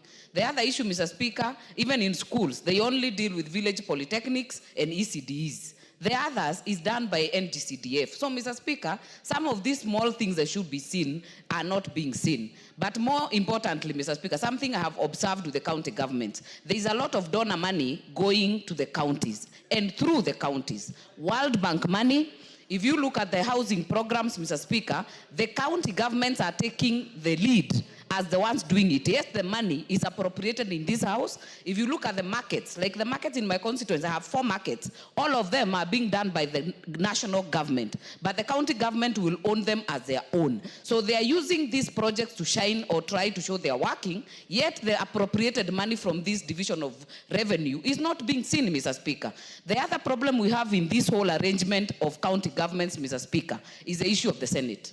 2 things. There is an obsession of the senators wanting to just become governors. So they have actually punctured their oversight in terms of focus, Mr. Speaker. Secondly, this obsession of calling ministers and CSAs to the Senate, Mr. Speaker, we must be able to deal with it once and for all, because they have then lost the ability and the mandate to call to oversight governors. Because if you look at the CS, the former member here, Mbadi, has gone to the Senate 5 times. To do what, Mr. Speaker? Appropriation and money matters are in this house. So, Mr. Speaker, this problem we must deal through our standing orders. Let us be clear that the ministers and the CSAs appear before the National Assembly, because even when there is a discipline issue, it is this National Assembly which can deal with it. Even a censure motion, Mr. Speaker, the Senate cannot do it. But then, Mr. Speaker, they have lost all the time to call the governors to order because they are too busy looking at the CSAs and what they can do with the CSAs. So, Mr. Speaker, those 2 issues have to be dealt within this house. Otherwise, we will keep going round, and the issue of oversight from the Senate will still be lost. As I support, I would like to put that on record, Mr. Speaker. Thank you. Elachi. Thank you, Mr. Speaker. Mr. Speaker, I also rise to really thank the mediation team and to appreciate that indeed, as everyone has said, that this House must get back its power. That one thing even the Supreme Court has clearly stipulated, that this is the House that deals with the monies of this country and are able to ensure you allocate money that will go to be used in the right way. And Mr. Speaker, when you look at the county governments, first of all, you ask yourself, and I want to thank Baba because he pleaded and he said, we give the county governments 450, we have gone 70 plus equalization fund. For the first time, CS body will be able to ensure we are getting the equalization fund. But then now the question comes to, how are we going to use these resources? Yet you find a governor, Mr. Speaker, who has decided you can have as many advisors as you would wish, that this money now will become foreign money trips, which is very unfortunate. That is why we are finding ourselves with challenges, that we are finding the growth of the country is below level. Why? The money we have sent to build growth, to build the markets that are coming in, to build the micro entrepreneurs, the small medium, is gone, and the governor will decide, Mr. Speaker, what he wants to pay, what he doesn't want to pay. Today, look at our Kenyans who are suffering with diabetes. That today in this country, insulin injection is 750 per day for a patient who is diabetic. And I want to call to the governors. We need to reduce the price. Our people are dying. Health is in your hands. Stop looking for bursary. Look to manage the people, help the people, so that we have lives in our country. How I wish they can concentrate on health 100%. And we concentrate on education 100%. We will have changed our country to a better country. Lastly, Mr. Speaker, the Senate. Mr. Speaker, I, Martha Wangare, Honorable Isuda, all of us were in the first Senate. Yes, I have said Mr. Speaker. Yes. And he was the lead. He taught us. He was our scholar. At that time, we thought we are going to have a Senate that will think through county governments. We never used to summon CSS. That was not our business. Once in a while, we'll summon when we know this is a county function, and now it's going to the dogs.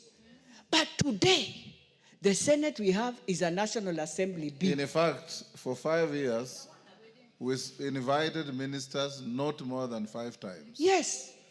And we were there and we did the best to bring the foundation. But this Senate has decided they know how to speak good English than any other person. But they forgot when they went to represent us for county governments. It was meant for mwananchi who doesn't want to understand English, but understand service. But if you tell the Senate to go back home and speak something different and ask him what is happening just on his doorstep, whether that family has gotten a patient who is sick, he has no idea.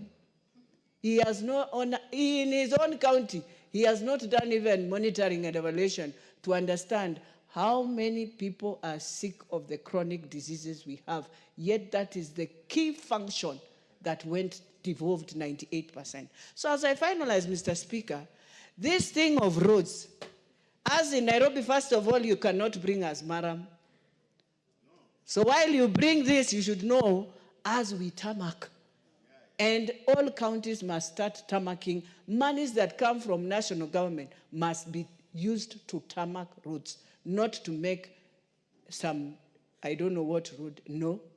We must be serious about this, and we must stop this misuse. And I am pleading with counties, awaken yourselves. 15 years, you are supposed now to be showing us which counties are stronger than others and which are able to now sustain themselves without the national government. I beg to support, and thank you, Mr. Speaker. GK. Thank you, Honorable Speaker, for giving me this opportunity to support the mediated bill. Honorable Speaker, I was one of the mediators, and we indeed supported the 415 billion because we firmly believe in decentralization, in the principle of decentralization of resources. Honorable Speaker, the county governments that we have today, it is my opinion that we need to relook into this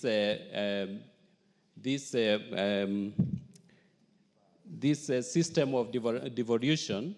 We need to reform it because, Honorable Speaker, we formed this devolution because we want to, or we wanted to achieve a flourishing society, what is called in Greek eudaimonia. And Honorable Speaker, the achievement of a flourishing society comes when we focus on human development index of our country. That is education, health, and the standards of living for our people. But Honorable Speaker, this is not what is happening. This is not what is happening in our counties. We are seeing a lot of wastage of resources. We are seeing a lot of misuse of opportunities where our people should be benefiting. We are not seeing that happening, Honorable Speaker. And for that reason, Honorable Speaker, I want to support my colleagues in calling upon our governors to ensure that the resources we appropriate here are used for the right reason. Honorable Speaker, I support, but I want to caution our friends, our governors, to do what is right and ensure that our people are well taken care of in terms of addressing the needs of our society. Honorable Speaker, I support. Tienda Molo. Thank you, Mr. Speaker. Mr. Speaker, I support this mediated version of the bill, and I congratulate the team. Mr. Speaker, those of us who are lawyers know that even in law, we are moving from confrontation, from litigation to mediation. So mediation is a good thing. Here, we have this mediated version because we are obligated by the Constitution. But we should encourage ourselves as a House, the Senate, the Council of Governors, that instead of litigating all the time, we should endeavor to mediate what we perceive to be our differences.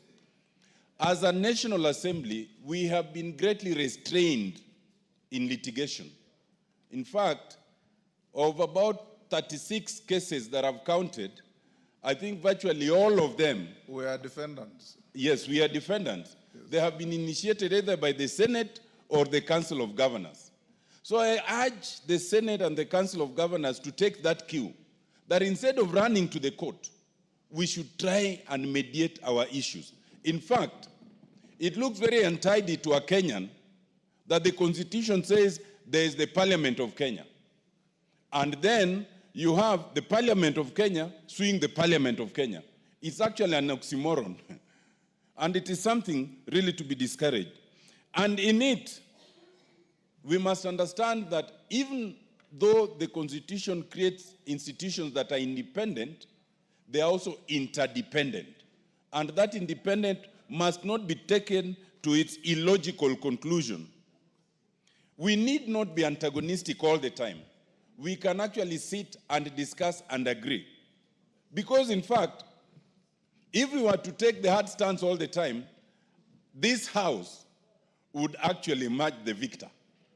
But I think this House has purposefully taken a step back for the betterment of the nation.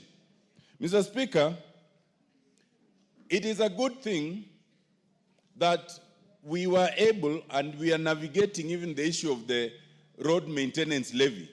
And as we directed yesterday, Mr. Speaker, we'll be having a Kamukunji on it on Tuesday. And as directed by the court, we'll be considering the Kenya Roads Act, Section 6 and 47.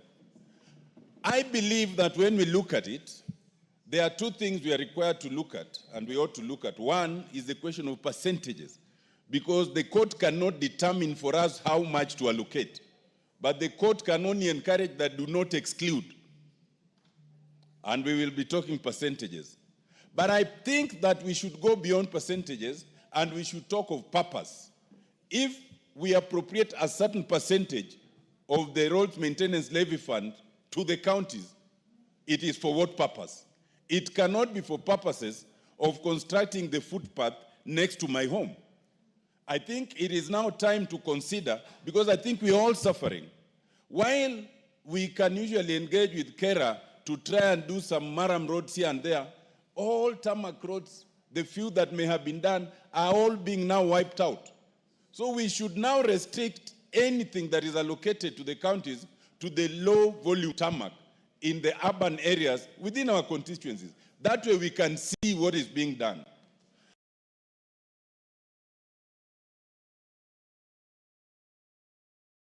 Speaker, because, for example, take two examples that are totally devolved. Health. Many of the counties would rush to construct health facilities because that's easy politically, but then not put any drugs because that's expensive and it is not visible. Many of the counties would rush to put a sports facility because that's visible, but not invest in the sports equipment or in the sports tournament. The idea of sports was removed from CDF and none of us is now involved. And you'll realize that in the whole country now, you do not find sports tournaments.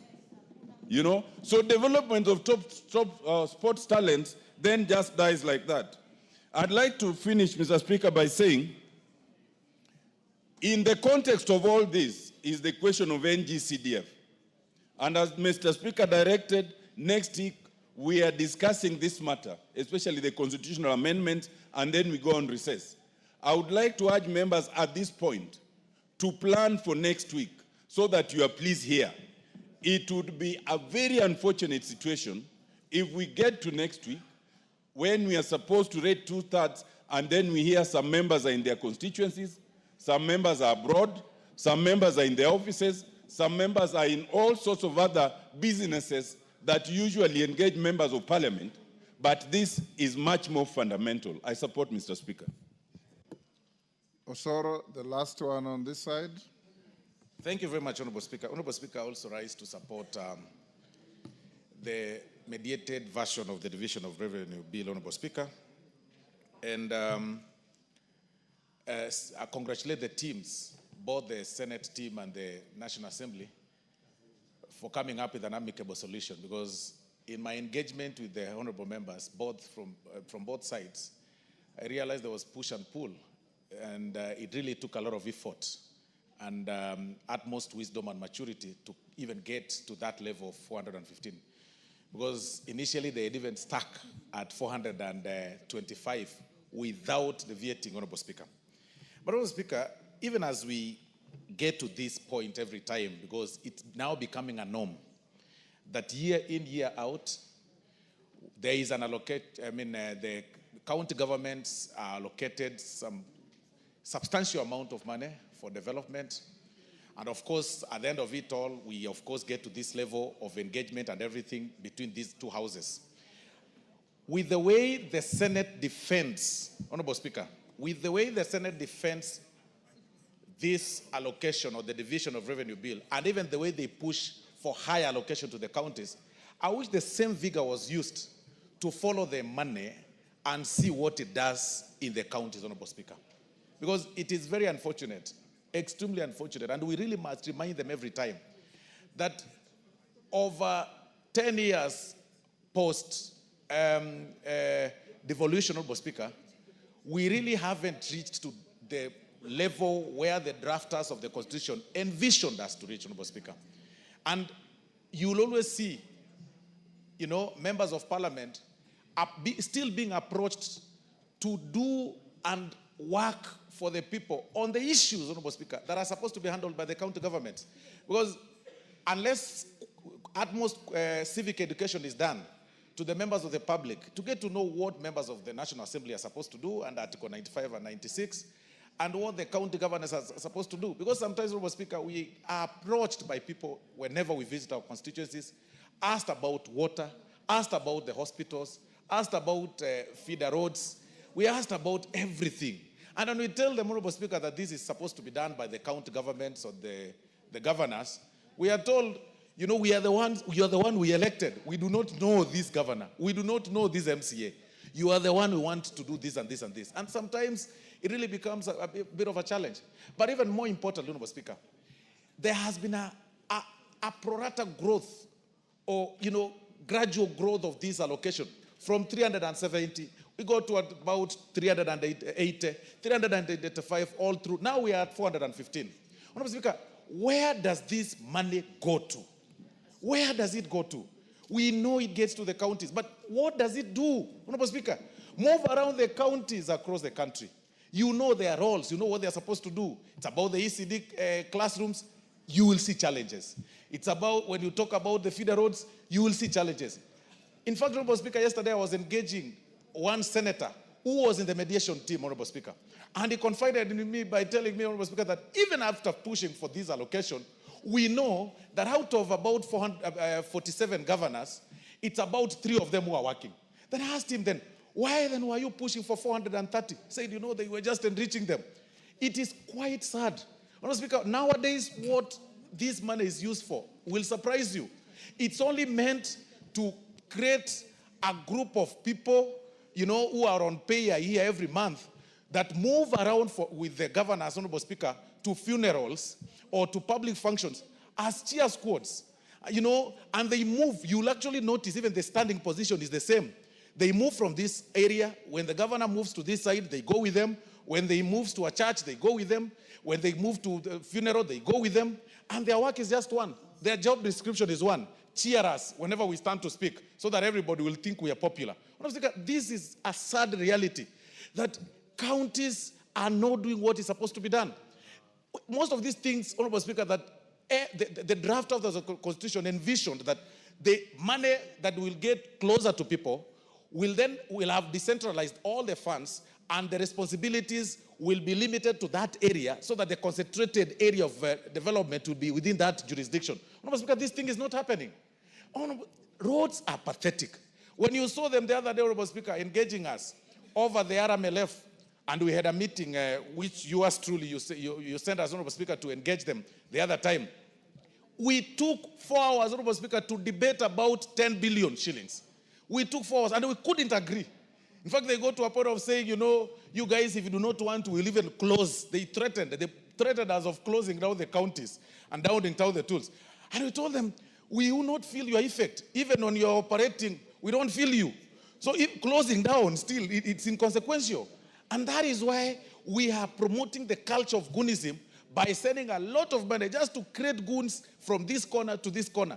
And I've always said, and I'll still repeat, Honorable Speaker, that you will see when you move around the country, you will see what NGAF does, you will see what NGCDF does. All over, in the public eye, you will see thanks by the gracious ladies from this house, all over being distributed. You will see them doing a lot of bursaries with a meager amount of money, Honorable Speaker, about 40-something million. But, Honorable Speaker, in the billions that the county governments get, you will need a microscope to identify one thing, just one thing, that this county has done this county has done this county has done this. All you see, Honorable Speaker, is a group of people moving around with a convoy of 30, 40 vehicles to one function. And I've always said this, one carrying a podium, another one carrying a chair, another one carrying a carpet, another one carrying a toilet, another one carrying I don't know what. And when they go there, all they want to hear about a queue of all long people saying, oh, Your Excellency, calling. How do you call excellencies? People don't work. They are doing nothing. Stop calling them excellencies. Honorable Speaker, we need to empower the county assemblies.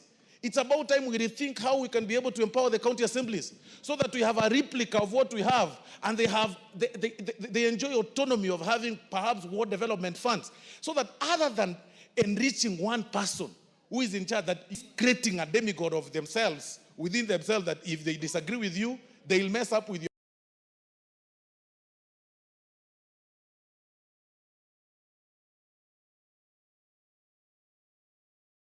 It is becoming very sad.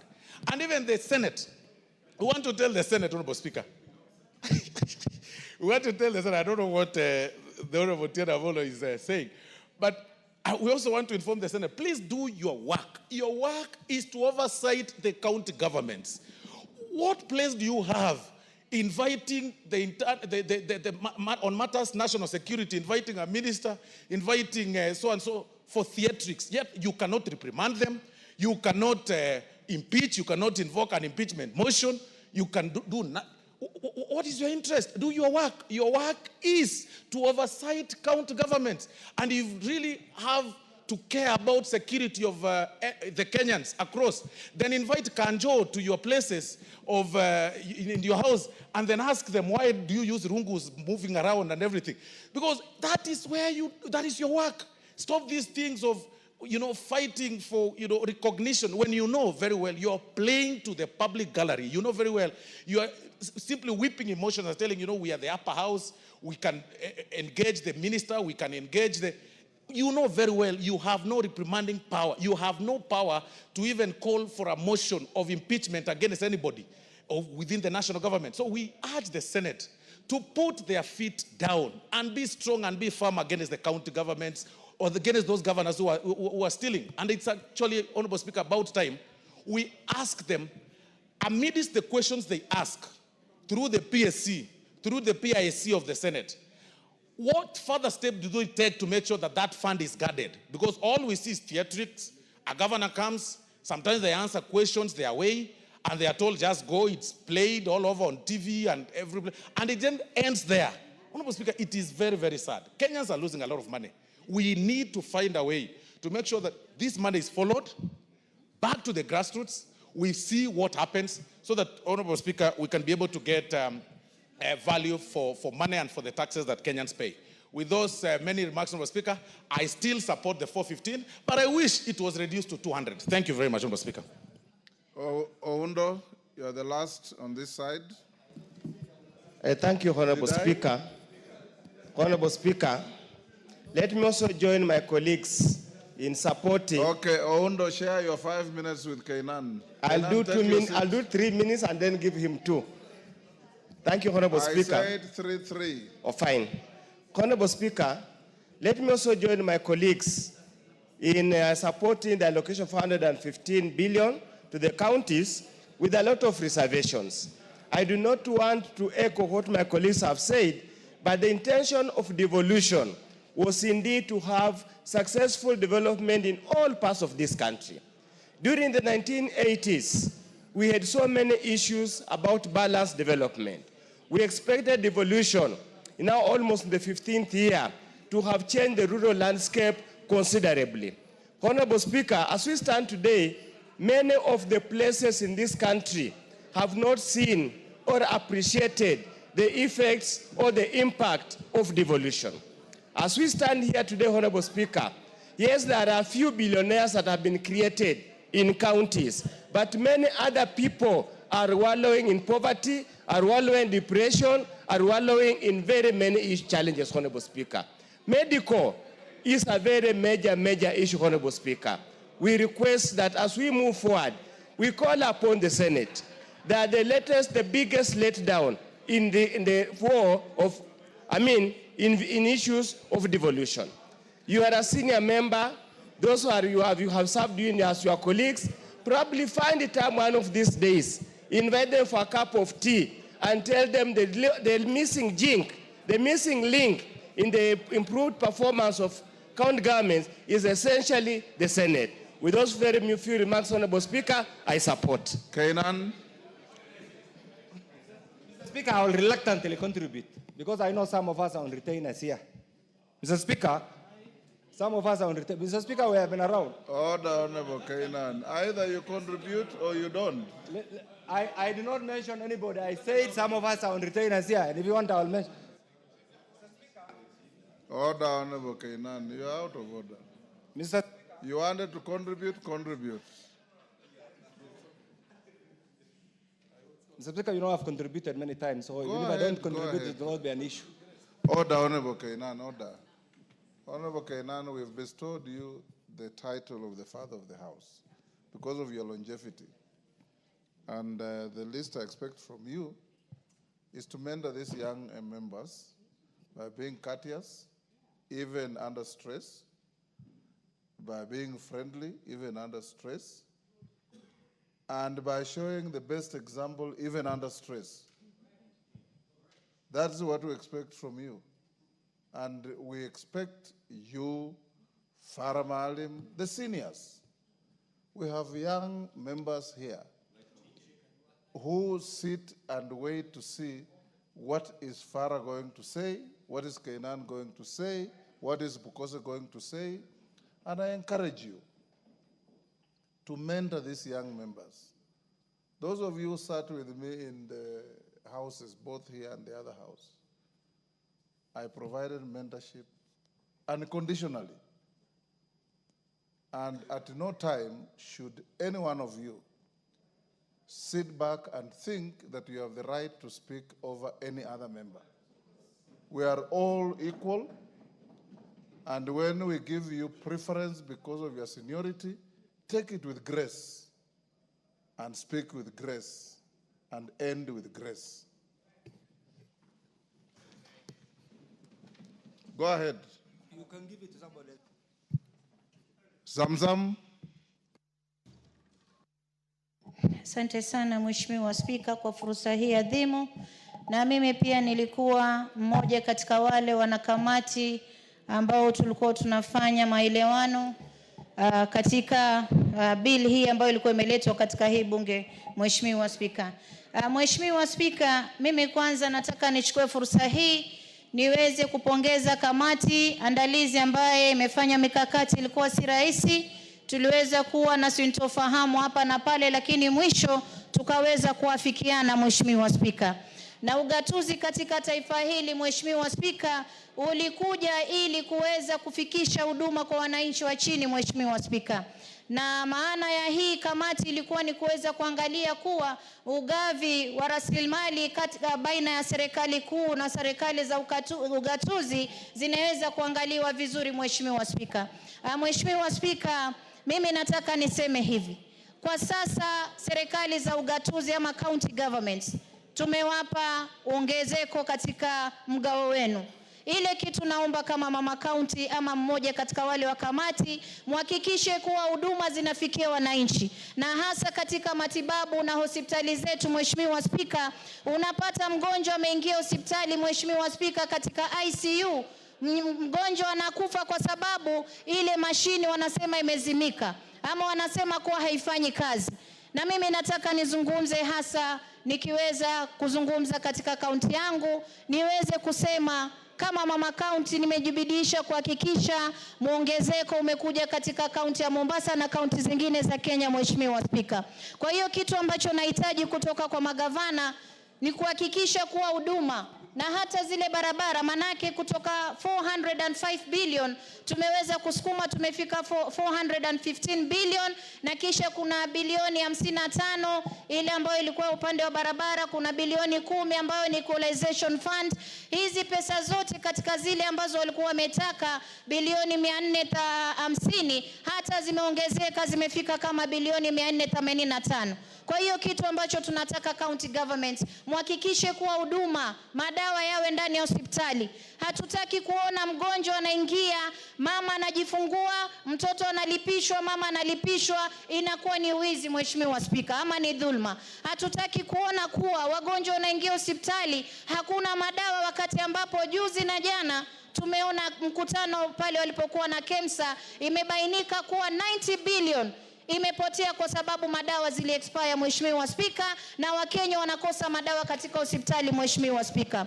Mheshimiwa Spika, ukiangalia barabara zile zinazojengwa kule mashinani Mheshimiwa Spika, unapata barabara zinawekwa patches, vinawekwa vitambara, barabara haijengwi vizuri kwa sababu kuna mtu amekaa mahali anajua nitajenga barabara vibaya, kesho na kesho kutwa pesa zingine zitakuja, nitazidi kuweka viraka Mheshimiwa Spika. Mheshimiwa Spika, kaunti zetu hizi tumekuwa tukipoteza pesa nyingi sana, na Wakenya wanaangalia. Tuna vijana, tuna kina mama ambao wanaangalia huduma gani na kuja mashinani.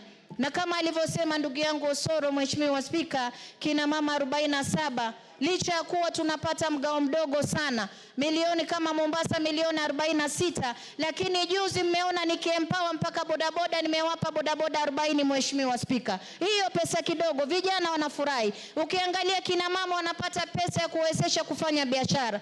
Mimi naomba counties muna pesa ya kuweza kupatia vijana na kina mama ambayo inaitwa revolving fund. Hizi pesa nyingi hazifiki mashinani, Mheshimiwa Spika. Huu ni mwaka wa 3 tukiangalia, na kina mama wanataka biashara, kina vijana wanataka kufanya biashara, wanafanya. Serikali ya taifa inaweza kulemezwa kila wakati.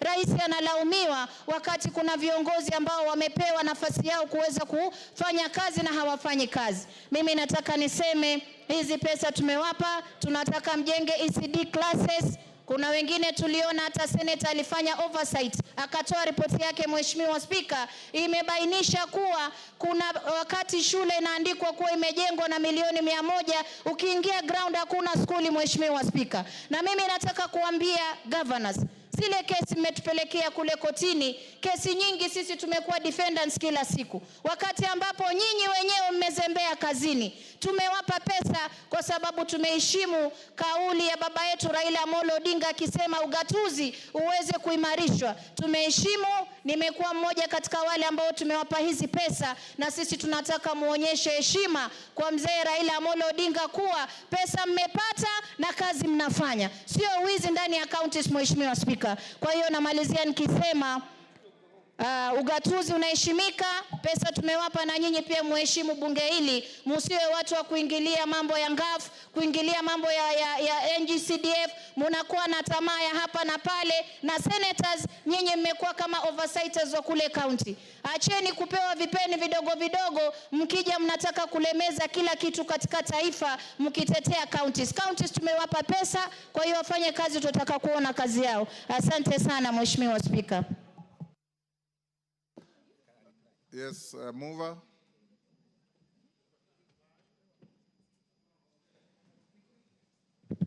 Thank you very much, Honorable Speaker. Honorable Speaker, let me take this opportunity to thank members of this House who have made their contributions on this very important bill.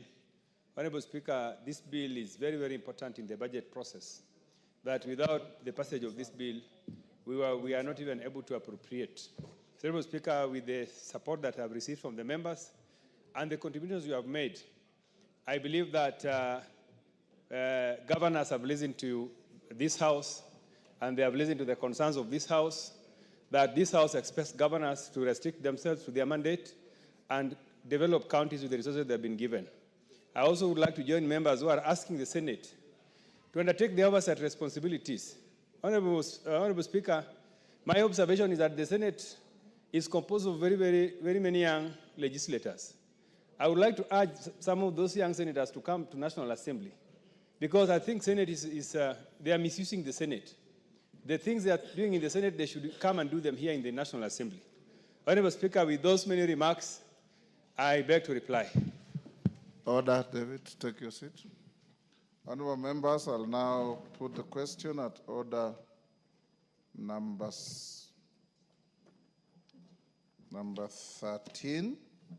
Which is that pursuant to the provisions of Article 113(2) of the Constitution and Standing Order 153, this House adopts the report of the Mediation Committee on the Division of Revenue Bill, National Assembly Bill number 10 of 2025, laid on the table of the House on Wednesday, 18th June 2025, and approves the mediated version of the Division of Revenue Bill, National Assembly Bill number 10 of 2025. As members of that opinion say aye. Aye. Will those of the contrary opinion say nay? The ayes have it. Next order. At order number 14, honorable members, on the request of the majority leader and agreement of the chair budget and approval of the speaker, we'll go to committee on appropriation bill and stay equalization fund appropriation bill to a later date, maybe next week. Next order. Order number 14, Committee of the Whole House.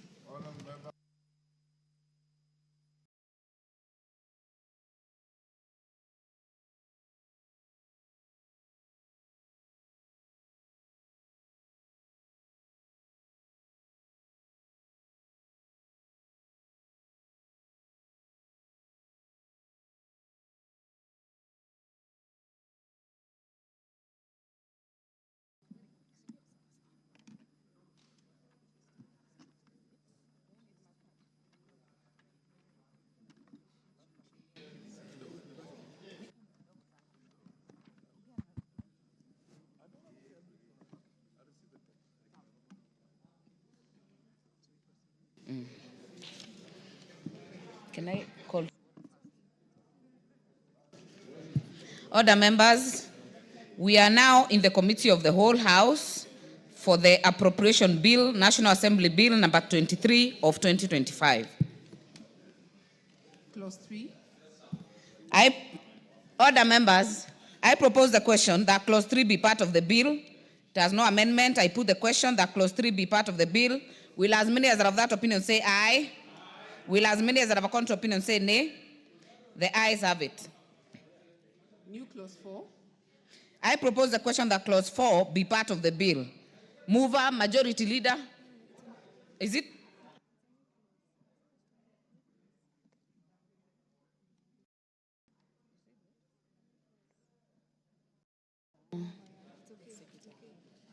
Just take it again. Take it again. New clause 4. New clause 4. Mover to move the second reading.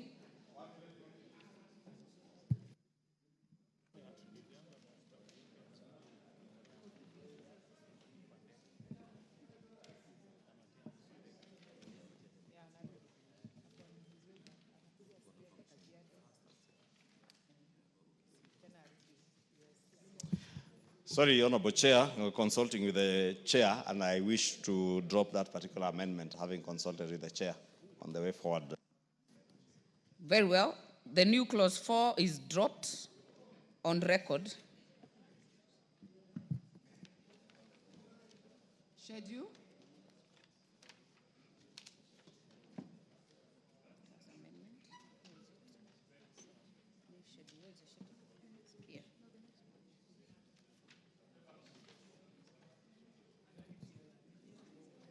Honorable members, I propose the question that the schedule be the schedule of the bill. Mover, you have an amendment?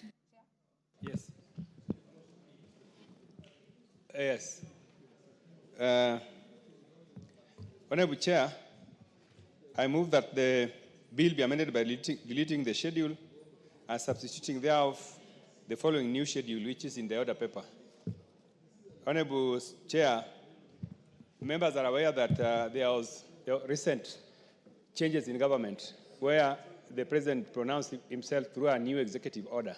That order has occasioned the reorganization of the budget to reflect the realities of government. And therefore, we have a new schedule that is capturing all the changes that are contained in the executive order. Thank you. Very well. Honorable Elachi, are you on this? No. Your card is in the intervention. Okay. I will therefore propose the question that the schedule be amended as proposed by the Chair. I put the question that the schedule be amended as proposed by the Chair. Will as many as are of that opinion say aye? Will as many as are of a contrary opinion say nay? The ayes have it. Clause 2. I propose the question that clause 2 be part of the bill. There is a proposed amendment, Chair. Thank you. That clause 2 of the bill be amended by deleting the words 1,877,366,830,829 and substituting thereof the words 1,549,759,302. Honorable Chair, because of the changes that were occasioned by the new executive order, there is an increase in the exchequer vote by 150 million and a reduction in the appropriation in aid by the similar amount. Thank you. Thank you very much. I propose the question that clause 2 be amended as proposed by the Chair. I put the question that clause 2 be amended as proposed by the Chair. Will as many as are of that opinion say aye? Will as many as are of a contrary opinion say nay? The ayes have it. I now put the question that clause 2 as amended be part of the bill. Will as many as are of that opinion say aye? Will as many as are of a contrary opinion say nay? The ayes have it. Title. I propose the question that the title be the title of the bill. I put the question that the title be the title of the bill. Will as many as are of that opinion say aye? Will as many as are of a contrary opinion say nay? The ayes have it. Clause 1. I propose the question that clause 1 be part of the bill. I now put the question that clause 1 be part of the bill. Will as many as are of that opinion say aye? Will as many as are of a contrary opinion say nay? The ayes have it.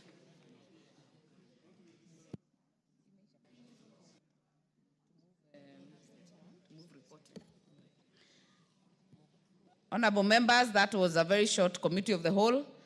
We'll call up the mover to move, to move reporting. Honorable Chair, I beg to move that the committee do report to the House its consideration of the Appropriation Bill, National Assembly Bill number 23 of 2025, and its approval thereof with amendments. I put the question, which is that the committee do report to the House its consideration of the Appropriation Bill, National Assembly Bill number 23 of 2025, and its approval thereof with amendments. As many as are of that opinion say aye. As many as are of a contrary opinion say nay. The ayes have it.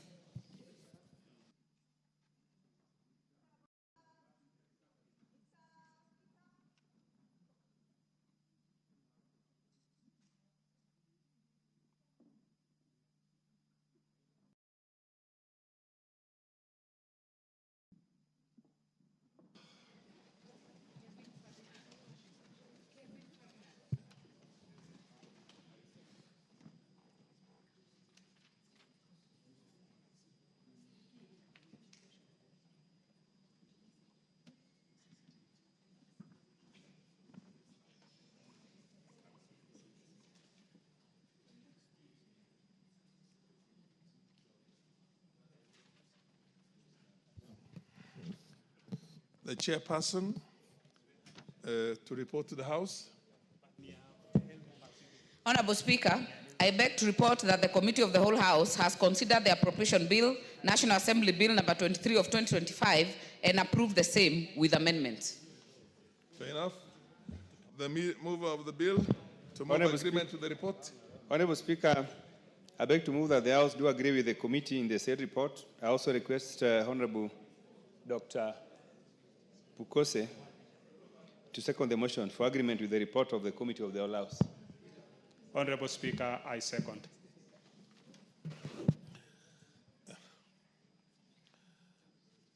Honorable members,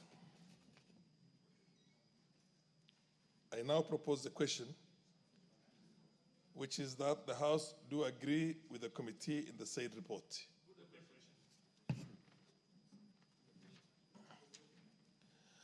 Honorable members, I now put the question, which is that the House do agree with the committee in the said report. As many of that opinion say aye. Aye. As many of the contrary opinion say nay. The ayes have it. The mover of the bill. Honorable Speaker, I beg to move that the Appropriations Bill, National Assembly Bill number 23 of 2025, be now read a third time. I also request Honorable Dr. Pukose to second. Honorable Speaker, I second. Honorable members, I now propose the question, which is that the Appropriation Bill, National Assembly Bill number 23 of 2025, be now read a third time.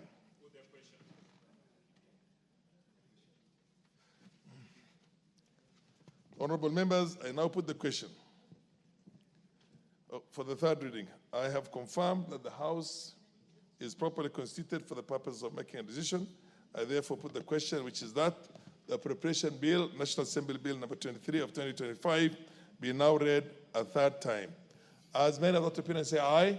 Aye. As many of the contrary opinion say nay. The ayes have it. A bill for an act of parliament to authorize the issuance of a sum of money out of the consolidated fund and its application towards the service of the year ending on the 30th of June 2026, and to appropriate that sum and a sum voted on account by the National Assembly for certain public services and purposes.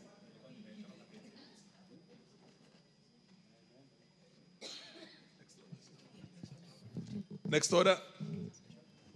Order number 15. Order number 15, special motion, consideration of nominees for appointment to the Public Benefit Organization Dispute Tribunal. The chairperson of the Departmental Committee on Justice and Legal Affairs, Honorable Murugara.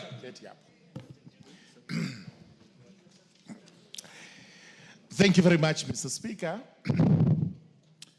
Mr. Speaker, allow me to move that, taking into consideration the findings of the Departmental Committee on Justice and Legal Affairs in its report on the approval hearings of nominees for appointment as the chairperson and members of the Public Benefit Organization Dispute Tribunal, laid on the table of the House on Tuesday, 17th June 2025, and pursuant to the provisions of Section 50 of the Public Benefit Organization Tribunal Act 2013 and Sections 3 and 8 of the Public Appointments Parliamentary Approval Act, Chapter 7F of the Laws of Kenya, approves the appointment of the following persons to the Public Benefit Organization Dispute Tribunal, namely, number one, Ms. Eunice Adoyo Otieno Aroa as the chairperson, Ms. Christabel Mideva Eboso, member, Ms. Elizabeth Mbithe Mulwa, member, Dr. Leonard Kinyulusi, member, and Mr. Mohammed Sheikh Nur, member. Honorable Speaker, on the 17th of June 2025, on behalf of the JLAC Committee, I tabled a report of the approval hearings signed on the same day.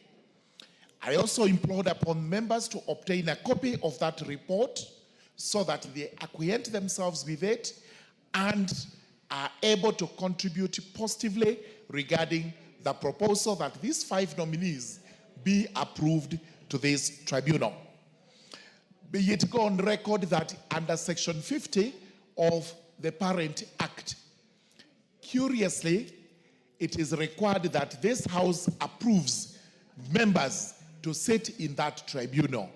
And I say curiously because it is not usual for the House to approve members to sit in tribunals, especially where, under the Constitution, the tribunals are part of the judiciary. Number two, these nominees were actually interviewed by a panel chaired by the Chief Justice, and the approval was given. Therefore, we may need to reconsider our law. What purpose does it serve for the National Assembly to approve these tribunals? And is there room for rejection? And if there is room for rejection, what will be the grounds for that rejection? I leave that for now to submit that the report we actually tabled is elaborate. It covers all the hearings of the 5 nominees, and I would urge members who have not read it to read it so that we do not have to spend a lot of time on the report. The first person to be nominated was Ms. Eunice Adoyo Otieno Aroa, who is aged 52 years and is proposed to be the chairperson. This is assistant advocate who actually satisfied all the constitutional requirements as regards the ability to sit as the chairperson. Academic background, experience, she has sat in several other similar tribunals. All this was positive on the part of Ms. Otieno Aroa to sit as the chairperson for the period appointed. The second person to be vetted was Ms. Christabel Mideva Eboso, a young lady of 32 years. This is the representative of the Gen Z. And it's good to speak positively about her. She's an advocate of the High Court of Kenya and has practiced for quite a while. She has also involved herself in various tribunal matters which give her the necessary experience and qualification to sit as a member of this tribunal. The third person was Ms. Elizabeth Mbithe Mulwa, aged 41 years, another Gen Z, whom we were pleased to vet because, again, she's an advocate of the High Court of Kenya and fully qualifies to sit as a member of that tribunal.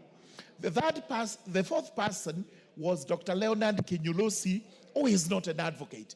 And this is the requirement of the law that two of these members need not be advocates. Dr. Kinyulosi is well educated. If you go to the report, especially on him, he has written enormously about various topics, both in law, in social work, and other areas which are required to have dispute resolution. It is that experience that qualified Dr. Kinyulosi to sit in this board. And the last of them was Mr. Mohammed Sheikh Noor, who, again, is not a lawyer, a self-made person from the northern side of Kenya, aged 50 years. He has also actually studied quite a lot in matters social, in matters religious, in matters where disputes arise. And this being the public benefits organizations. And for each of this house, these are what used to be called NGOs. Now they are called public benefit organizations. We were of the opinion that Mr. Mohammed Sheikh Noor suits very well to sit as the 50th member of the tribunal. So we actually had all this in mind when we looked at the procedure of nomination of these 5 persons, and that procedure was fully satisfied under the relevant act, the Public Benefits Organization Act. The constitutional and statutory requirements were also fulfilled in that all these nominees satisfied the requirements under the Constitution and all the necessary statutory requirements, including citizenship, leadership, ethics, integrity, and tax compliance. Then we looked at the nominees were able to meet the integrity threshold under Chapter 6 of the Constitution. They all demonstrated knowledge of topical, administrative, and technical issues of the position to which they have been nominated, and they have the requisite abilities, academic qualifications, and the professional experience to be approved for appointment. As regards their suitability of the nominees for the proposed appointments, having regard to whether the nominees' abilities, experience, and qualities meet the needs of the body to which they have been nominated, we were able to conclude that the nominees have demonstrated deep understanding of the affairs of the public benefits organizations, the dispute resolution mechanism, and their respective roles of chairperson and members. And as a general observation, we were convinced as a committee that the PBODT, which is the tribunal itself, is the only tribunal that requires vetting. And this is why we have made a proposal that we have to look at this afresh to actually confirm whether we should be nominating all members of all tribunals. And I wish to inform the House that we are re-engineering. We are actually going to resubmit. We are going to republish the tribunals bill so that we come up with a tribunals act regarding the various tribunals in the country. As we do that, we will consider whether it will be necessary to vet these tribunal members, or we will leave it to the exclusive jurisdiction of the judiciary to have these members sit in those tribunals. Having considered all that, Honorable Speaker, the committee has now recommended that this House approves Ms. Eunice Adoyo Otieno as the chairperson of the Public Benefits Organization Disputes Tribunal, and also approves Ms. Christabel Mideva Eboso, Ms. Elizabeth Bithemulwa, Dr. Leonard Kinyulosi, and Mr. Mohammed Sheikh Noor to be members of the Public Benefits Organizations Disputes Tribunal. With that, and with a very, very light closing remark, you will notice that age has actually been considered fullest. It's spread across, and that's why we have good words for the Gen Z, because they have a member in here. Number 2, the gender parity, the gender equality, which is a requirement, has been now satisfied in favor of the ladies, because we have 3 ladies sitting in this tribunal and 2 men sitting in the same tribunal. This is a positive step that we actually commend the judiciary for having brought this.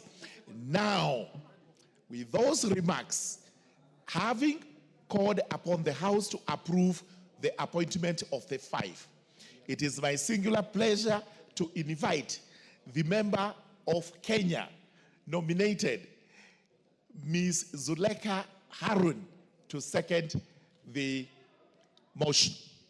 Thank you very much, Honorable Speaker.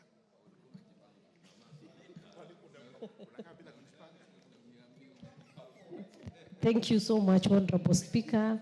Let me take this opportunity to second the chairman of Justice Legal Affairs Committee and the report that was prepared by the Justice Legal and Affairs Committee on the approval vetting of the members of the Public Benefit Organization Dispute Tribunal.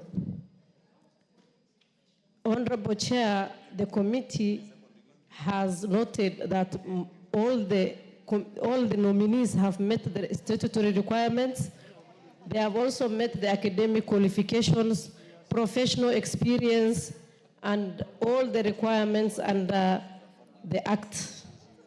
The nominees have also demonstrated their deep understanding of issues to do with the Public Benefit Organizations Act, Organizations Dispute Tribunal, and as well as conflict resolution mechanisms that they are going to employ in their role as members of the Dispute Tribunal. Honorable Chair, the thing that excited me in this report more is we always fight for the 2/3 rule in every appointment that is done in this country.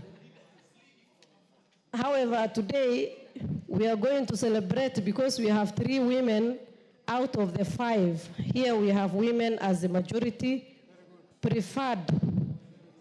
And I also congratulate the Chief Justice who has done justice for our ladies in this country. Number 2, we also have the issue of the youth covered very well. If you look at the age of all the members, we have 3 who fall under the Gen Zs and the millennial bracket. I also want to congratulate them for considering the Gen Zs in their appointment. Gen Zs are not only on the streets, Honorable Speaker.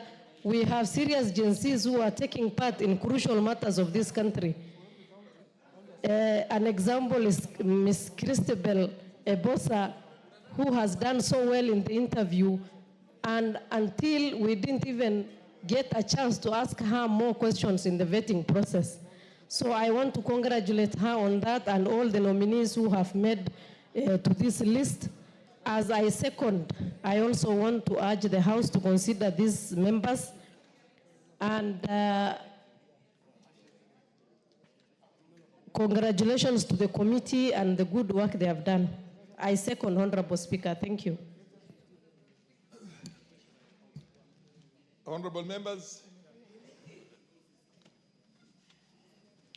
I now propose a question that taken into consideration the findings of the Departmental Committee on Justice and Legal Affairs in its report on the approval hearing of nominees for appointment as the chairperson and members of the Public Benefits Organization Dispute Tribunal laid on the table of the House on Tuesday, the 17th June, 2025, and pursuant to the provisions of Section 50 of the Public Benefits Organization Dispute Tribunal Act of 2013 and Sections 3 and 8 of the Public Appointments Parliamentary Approval Act, CAP 7F, approves the appointment of the following persons to the Public Benefit Organization Dispute Tribunal. Roman 1, Ms. Eunice Adoyo Otieno Arwa, chairperson. Roman 2, Ms. Christabel Mideva Eboso, member. Roman 3, Ms. Elizabeth Mbithe Mulwa, member. Roman 4, Dr. Leonard Kinyulusi, member. And Roman 5, Mr. Mohammed Sheikh Noor, member. Honorable Karemba. Karemba. Yes, that is the correct pronunciation, Honorable Speaker, and thank you very much.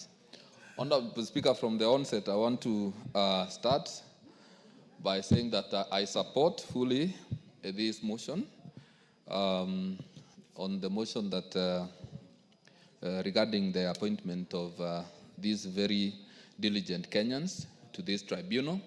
And I wish to confirm that, Honorable Speaker, I am a member of the Justice and Legal Affairs Committee under the leadership of the Honorable Murugara, who led us to doing this very important assignment. Honorable Speaker, what excites me in this report and in the findings of this report is that the members of this tribunal are very well educated.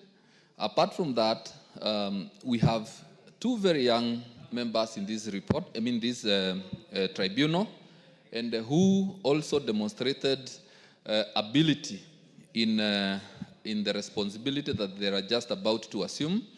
And you see, in this country, Honorable Speaker, we have had very many tribunals, commissions, and assignments that have only been given to the very senior citizens in this country. But now, seeing very young people being given opportunities to work in this high-level tribunal now inspires confidence even from the young people of this country that indeed there are opportunities for them when they get the training and the education that is needed of them.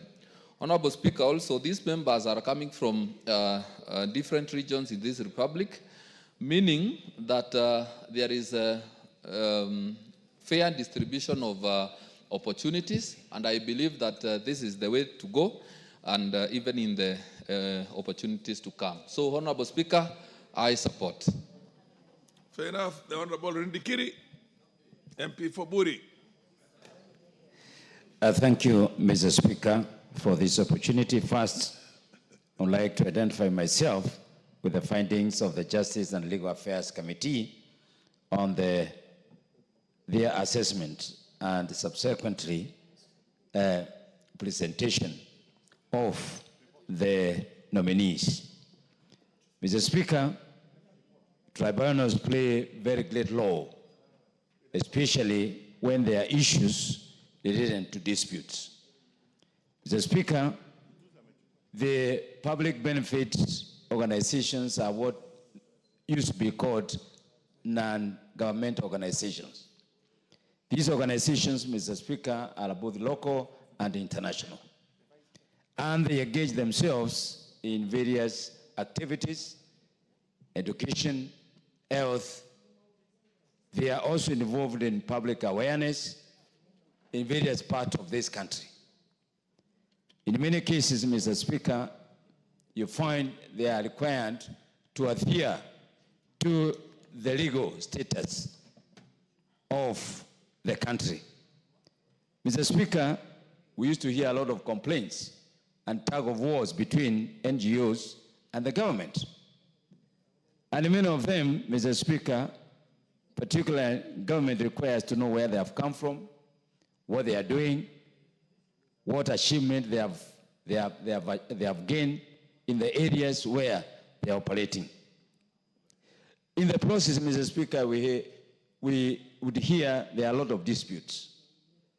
And therefore, a tribunal becomes very important because now when these disputes between the government and these NGOs come, there must be somebody to listen to them. Mr. Speaker, many of them requires legal decisions to be made. And also, we need a lot of fairness, of course, when a dispute arises. And Mr. Speaker, they also provide legal experts. And that's why I need to identify myself with the nominees. Are they qualified to perform these responsibilities? Mr. Speaker, these are lawyers of good standings, and they are people from very strong background, which to me, they are able to discharge the responsibilities of a tribunal. Mr. Speaker, the committee has looked at the CV, which we have also looked at. There is fairness in terms of the gender sensitivity, which is a requirement in our constitution. And Mr. Speaker, they have combined on all the required age brackets. So from this perspective, Mr. Speaker, I would like to say that the committee has done a good job, and I would like to urge that we support the nomination and confirm them to sit in this very important tribunal. I support, Mr. Speaker. The Honorable Member of Parliament for Ariela. Mr. Speaker, the nominees are qualified, suitable, and appropriate. I support. Honorable Elachi Beatrice. Mr. Speaker, you know when Senior has said that, he's telling us we finalize. But having said that, Mr. Speaker, is to support and to say that indeed, as the Chair has said, I believe that we must appreciate the crucial role in resolving disputes, particularly in special areas. And this is one special area that is very interesting, an area where I know we've had a lot of challenges in how to work together and really harmonize and ensure this transformation in our people.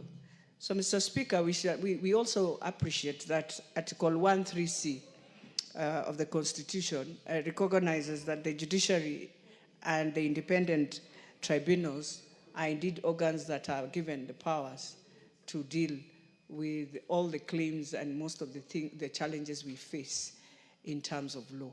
So the most important thing is to thank those who applied and to ensure the team now that is coming in, that you're coming in an area that is very crucial, an area where we always have a lot of challenges, especially even challenges of just understanding, and especially the international organizations that we have under this authority that are going to be regulated, that when you come into a country, you come in to enhance and to build trust and to ensure, because you're also spending taxpayers' money that are coming from outside. That person, that citizen in that country that was taxed for the money to come and benefit another citizen would wish to see transformation. And so as I finalize, Mr. Speaker, I also want to really plead that even on all the things that are happening now, we want to work together to have peace in our country. And so even in those organizations, look at your country and remember this is just your country. Work for it. I beg to support. Honorable Sane, then followed by Honorable Langat. Oh, I can see the Vice Chair of this very able committee, Mutuse. You will also have a go at it.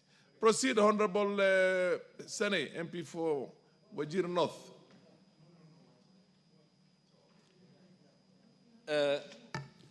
Thank you, Mr. Speaker. Public-private organizations have a wide mandate to perform.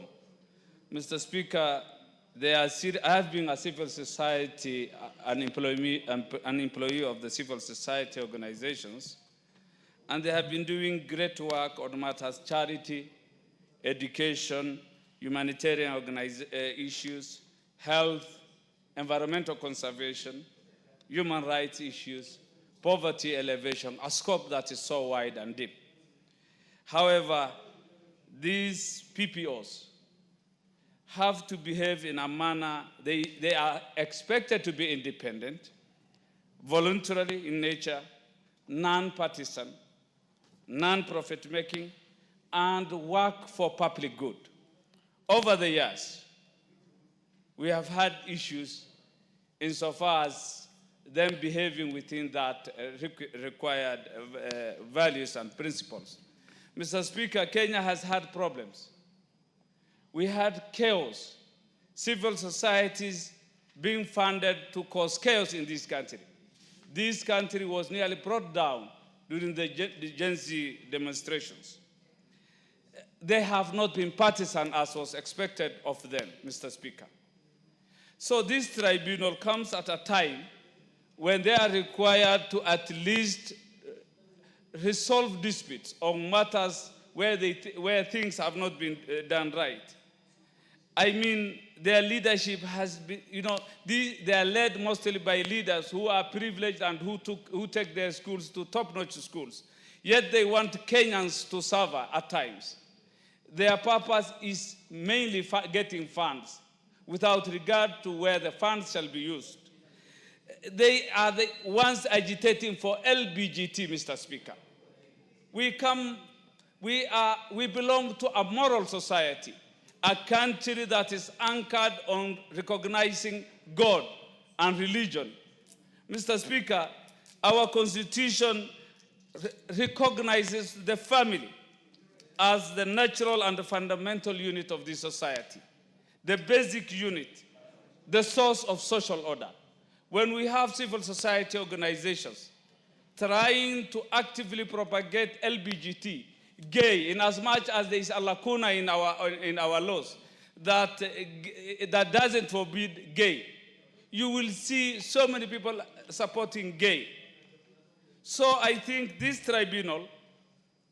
dispute tribunal has a lot of work to do. This is the time they should at least engage and resolve disputes on funding, disputes on mandate, disputes on so many things that are done behind the curtain. We were about to lose our country. And I think this tribunal should be up to the task to make sure that we don't lose our stability. We safeguard our stability because we have enjoyed an island of peace for some time. You know, we have Somalia on one side.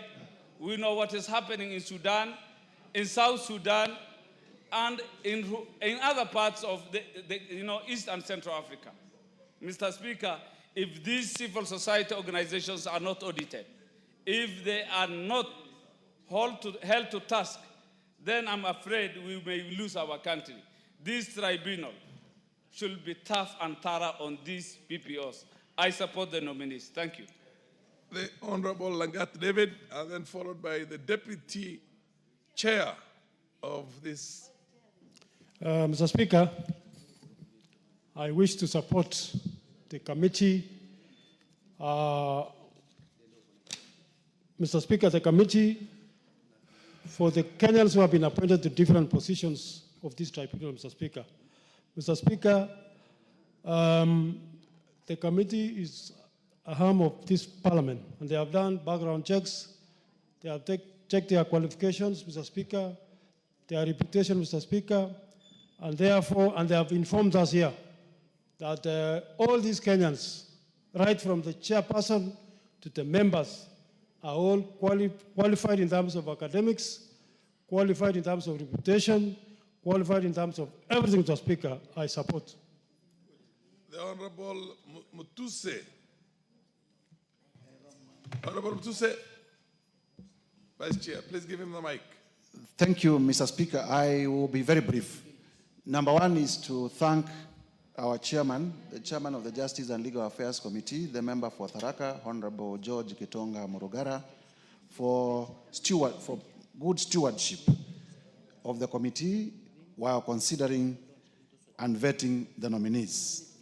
Number two, Mr. Speaker, Parliament would recall that while the Public Benefits Organization Act was enacted in 2013, it was only operationalized recently in the year 2024. And if my memory serves me right, this will be the first tribunal under the Public Benefits Organizations Act. And therefore, it behoves upon the membership, the chairperson and the membership, to set the record straight because they are the trade setters. I am very pleased with the persons nominated to be chairperson and members because, as Senior Counsel Otiendo Molo has said, they are very qualified. Number two, they are a good mix in terms of gender. For the first time, the women gender is more than the male gender in the committee. And number two, they are also well balanced in terms of generational equity. There are those who are of age, and there are those who are young, in order to bring the different experiences, so that young people in this country also know that they can sit in tribunals, they can sit in public bodies for as long as they are qualified. With those remarks, I want to wish them well, and I want to request members to approve this afternoon, to approve these nominees, so that this sector can have a tribunal that can hear and determine disputes that may arise from the Act and then appeals coming from the sector. Mr. Speaker, I think it is also important for us to remember that the objective of the Public Benefits Organization Act is to create a self-regulating public benefits sector. And for that purpose, there is also the risk, because it is self-regulating, of non-disclosure. And there is also an overriding objective that the organizations, which initially were primarily non-governmental organizations, also promote good governance and accountability. And as you have seen, also part of promoting good governance is to ensure that they are not used for proliferation of illicit flows of finances that may be used to harm either the security or other aspects of our national economy.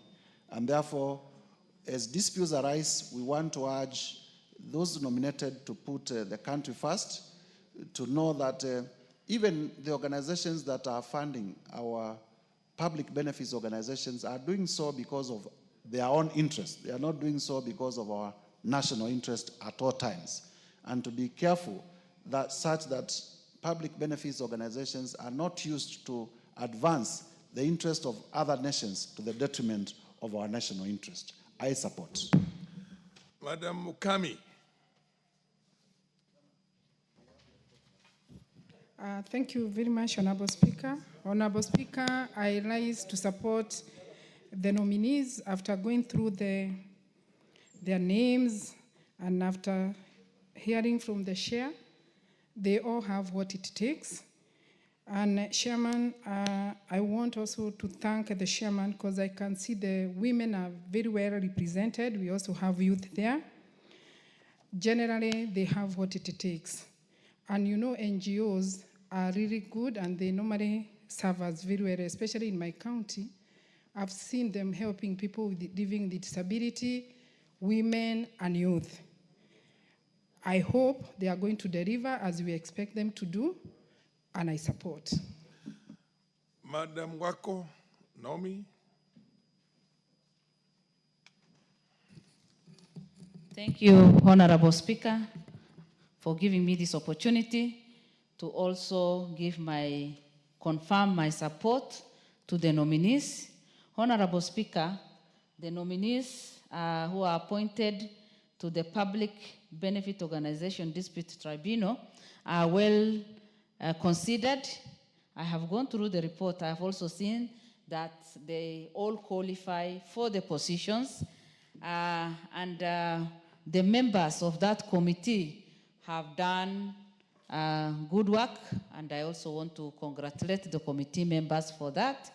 I also want to tell the nominees, and especially the chair, Eunice Adoyo Atieno Arwa, when they take up their responsibility and when they are sworn in, they should represent the entire country, and they should also represent the interest of everybody, because now that they are there on behalf of all of us, on behalf of all Kenyans, representing the entire nation. I also want to say that, yes, we are going far, because this government is putting a lot of attention to nominating the qualified people for different positions and also representing the entire nation. Mine is just to say, yes, I support, and I support the motion, and let them serve the country in the best possible way, as if there is no tomorrow, because we have a lot of responsibilities. We need to give our best to the country because this is the time that God has given all of us to serve this country. Thank you, Honorable Speaker, and I support. Honorable members, I get the feeling that there's a concurrence. Oh, yes, you want to contribute. You had not put in your card. Anyway, proceed, Honorable. Thank you, Speaker. Thank you, Speaker. Speaker, I support this a nomination of the tribunal members. Legally, this is a tribunal which can be able to sort out a number of disputes instead of escalating them in the wrong forums. And looking at the characters of the people who have been picked as members of this tribunal, Speaker, you see that they are the most qualified people whom we can say that they are fit to be... They are not characters. They are eminent personalities. The personalities. If looking at the even characters, when it's put in the right word. Honorable member. Speaker, when it's put in the right perspective, it's just describing a person. It's not an insult, neither and the meaning, but it's just a way of describing a people. But I'm saying these nominees of ours, they are the best whom we can say that they are best placed at this time to be where they are positioned now. Having been looked upon by the legal committee and scrutinized and the document verified and shown that they are the most qualified, I hereby support their nomination, taking into account that at this crucial time when we have issues as it relates to the police, the law enforcement officers, and so on, is the right time for them. So that at least we can have that balance of confidentiality with the law enforcing forces, because when they have that tribunal which can address the issues which the public cannot be able to address directly, I think is the right time for them to come and play the role as the arbitrators of whatever is going to be presented upon them. I thereby support the same, Mr. Speaker. The Honorable Professor Nyikal. Thank you, Mr. Speaker. I rise to support the report of the committee. Mr. Speaker, what we used to know as NGOs or the public service organizations now are actually an important part in a democratic society. Mr. Speaker, they offer charity in service delivery. Very often, they do the most public education on all matters of public interest. They lobby when we have new policies, when we have new laws. Many times they are the first to actually draw attention to public interest in those issues. And therefore, they are very important politically, and to that extent, they are also very controversial. Often they are funded from foreign sources, and again, that puts them in controversy, particularly when we want to pass laws or we want to do things that are not supported by the public. So, Mr. Speaker, the need for a tribunal for them is important because they'll face many criticisms. They'll face many criticisms. So they'll be accused of many things, and sometimes they may also do things that are not public interest. So this tribunal is extremely important. The team that has been proposed, according to the committee report, have actually gone through the correct process. Each has been found to be suitable in the educational requirements, professional requirements, and experience. I have had opportunity to interact with some of them, particularly the proposed chair, and this is a lady of great integrity, great industry, and lead public organizations. I think she'll do a good job. With that, Ms.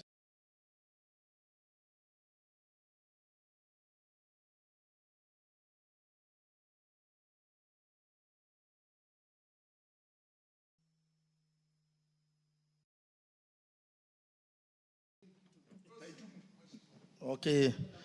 Thank you, Mr. Speaker, for the opportunity.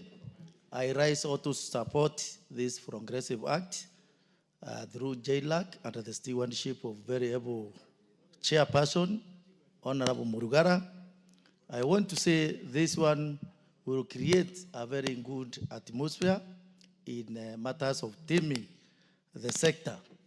When you look at the nominees, they are people of high credibility, people of integrity, and I believe the lady who has been nominated as the chair will be very able to rein the sector and more importantly to serve the Kenyans with integrity that is deserved. Mr. Speaker, I want to support this act, and we expect that the members will do what it pertains for the membership and the tribunal. Thank you, Speaker.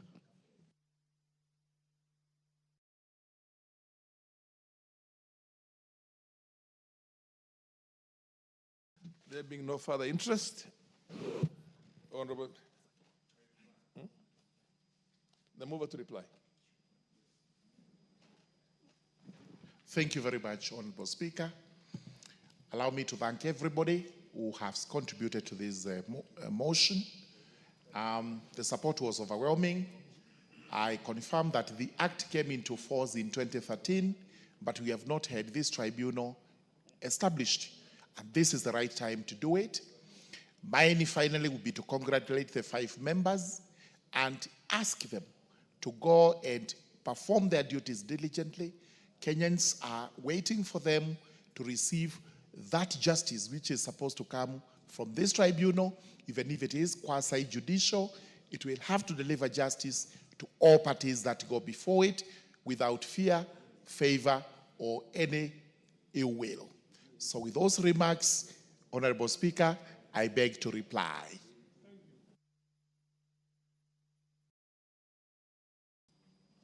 Thank you, Chair. Under the circumstances, I now put the question that taking into consideration the findings of the Departmental Committee on Justice and Legal Affairs in its report on the approval hearing of nominees for the department, for appointment as a chairperson and members of the Public Benefits Organization Dispute Tribunal laid on the table of the House on Tuesday, the 17th June, 2025, and pursuant to the provisions of Section 50 of the Public Benefits Organization Dispute Tribunal Act of 2013 and Sections 3 and 8 of the Public Appointments Parliamentary Approval Act, CAB 7F, approves the appointment of the following persons to the Public Benefit Organization Dispute Tribunal. Roman 1, Ms. Eunice Adoyo Otieno Arua, chairperson. Roman 2, Ms. Christabel Mideva Eboso, member. Roman 3, Ms. Elizabeth Mbithe Mulwa, member. Roman 4, Dr. Leonard Kinyulusi, member.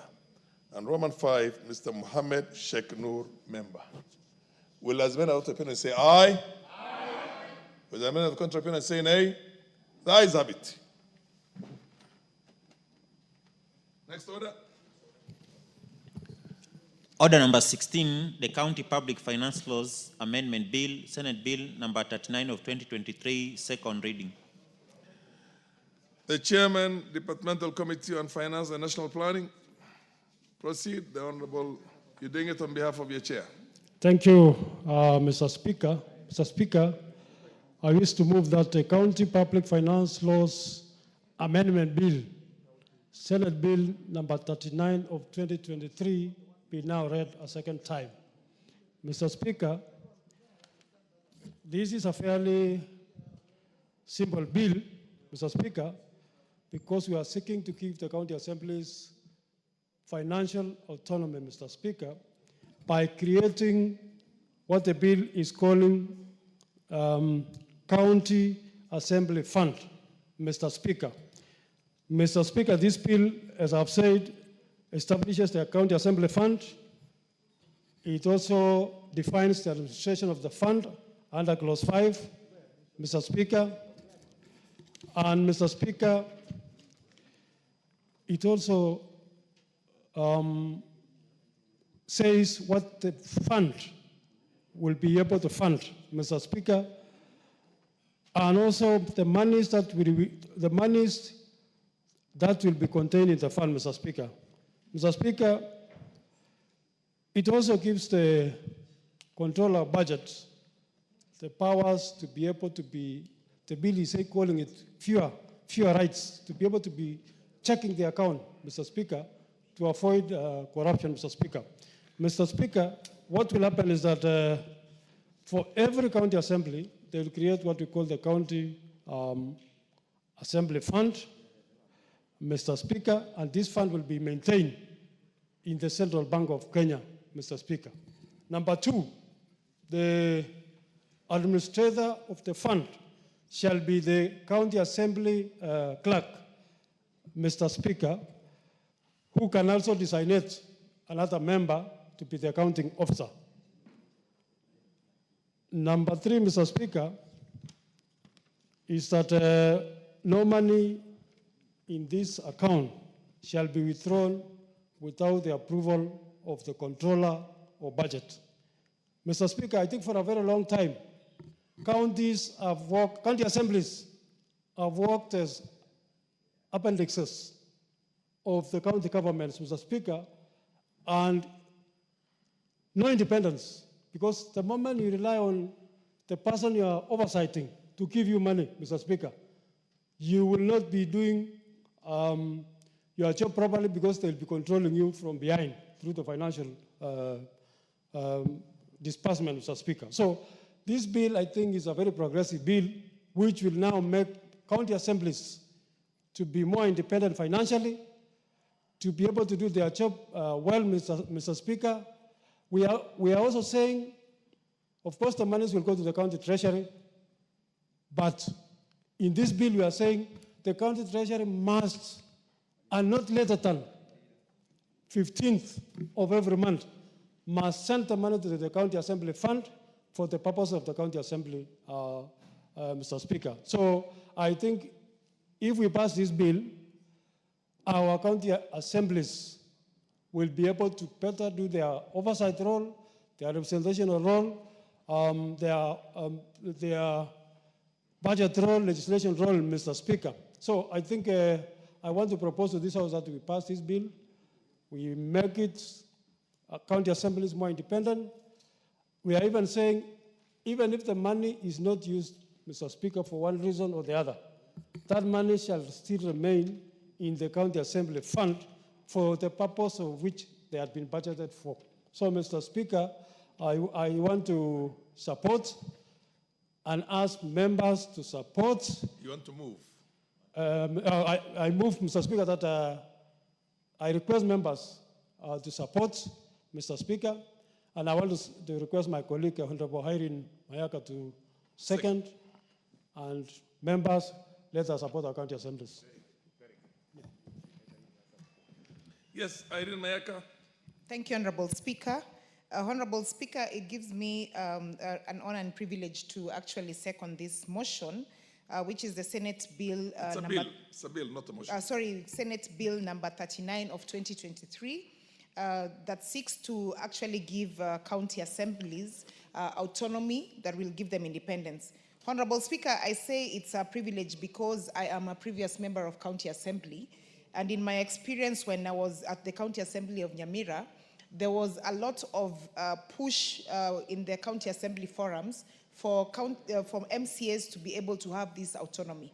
The second reason, Honorable Speaker, is because currently, and I know a majority of members and public have witnessed what is going on in the County Assembly of Nyamira, where the County Assembly MCAs, the County Assembly Secretariat have been totally put on the ground for the last 9 months, unable to even pay salaries for both the MCAs and the workers of the County Assembly.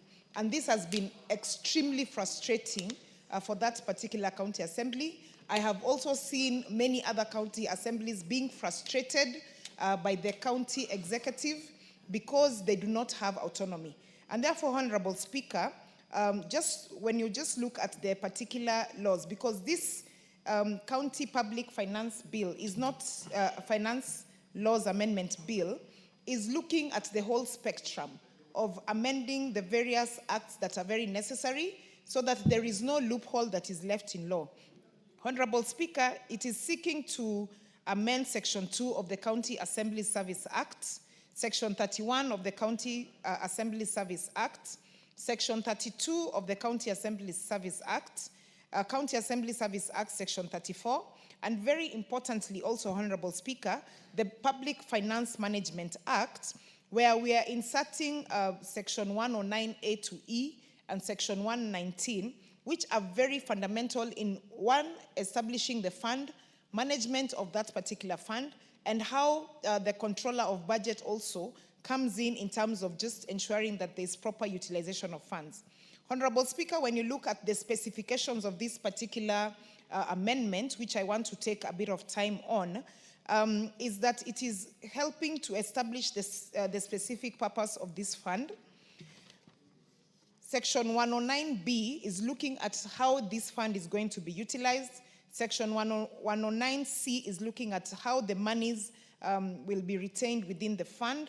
Section 119 is looking at the viewer rights. So the controller of budget shall have viewer rights into this particular fund. And Honorable Speaker, also very important, is that there is Section 136 that has also been inserted that also looks at if funds have not been utilized, the appropriated funds that have not been utilized, how they will go back to Exchequer. Honorable Speaker, this particular one, I just want to urge the members of County Assembly and the County Assembly clerks, who will be the key administrators of this fund, to ensure that we do not have situations where monies that have been appropriated are going back to Exchequer. Because, as I said, this is something that they have really fought for a very long time. And Honorable Speaker, just to gainsay some of the advantages that this is going to do. One, from the angle of giving them independence from the executive so that they may be able to take on their key responsibility as established in our constitution as members of County Assembly, and do proper oversight to the executive without feeling like they have to be dependent on them or they have to hold back when they're doing oversight just because they're dependent on ensuring that the executive, which currently has the power of the purse in county government, is happy, so to speak. The second one, Honorable Speaker, is increase of public participation. Because currently, as it stands, members of County Assembly and the County Assembly Secretariat are not able to do direct public participation. They have to rely on the executive. So, Honorable Speaker, a case in point, for example, when they are administrating the budget in county assemblies, they have to wait for the executive to give them funds for public participation. And so most of the time, they're not able to actually ensure that they're taking into consideration the direct requests and the direct community engagement, because they have to ensure that the person who has the power of the purse is made happy. Therefore, Honorable Speaker, just to save time and also allow other members to support this, I just want to encourage the members to really support this. The members of County Assembly have been looking for this particular empowerment since devolution began, since the establishment of the 2010 Constitution. So this will be a landmark law that we are giving to the county assemblies, and not only to the county assemblies, Honorable Speaker, as I finish, but also to the members of public. Because remember, in terms of administrative, political administrative in this country, members of county assemblies are at the lowest level in terms of the wards. So enabling them to be able to have funds that give them autonomy, to be able to serve members of the public right down to the county wards is not only this House and the Senate giving the country a law that is very significant, but also we are creating a legacy that is going to help and strengthen devolution beyond our period as members of Parliament. And therefore, Honorable Speaker, with those remarks, I do second. I thank you. Honorable members, I now propose the question that the County Public Finance Laws Amendment Bill, Senate Bill number 39 of 2023, be now read a second time. The Honorable Mutuse followed by the Honorable Nyakundi and the Honorable Makalimul. Thank you very much, Mr. Speaker. Mr. Speaker, from the onset, I am very passionate about this legislative proposal. Passionate because this is one of the most progressive things that the 13th Parliament will have done for this country. So because this legislative proposal breathes life to the objectives of our new constitutional order that we bestowed upon ourselves in August 2010. One of the key objectives that is contained in our new constitution is devolution. Mr. Speaker, the second tier of government this afternoon received 415 billion Kenya shillings to take care of its operations, both recurrent and developmental. Mr. Speaker, you will realize that at the county level, many governors have been personalizing the governance at that level, and they have been behaving as if they are demigods. And county assemblies, by the very creation of the Constitution, are required to provide checks and balances. They are required to provide oversight so as to ensure good governance, accountability, and transparency in the manner in which the funds that this House has appropriated are managed at that level.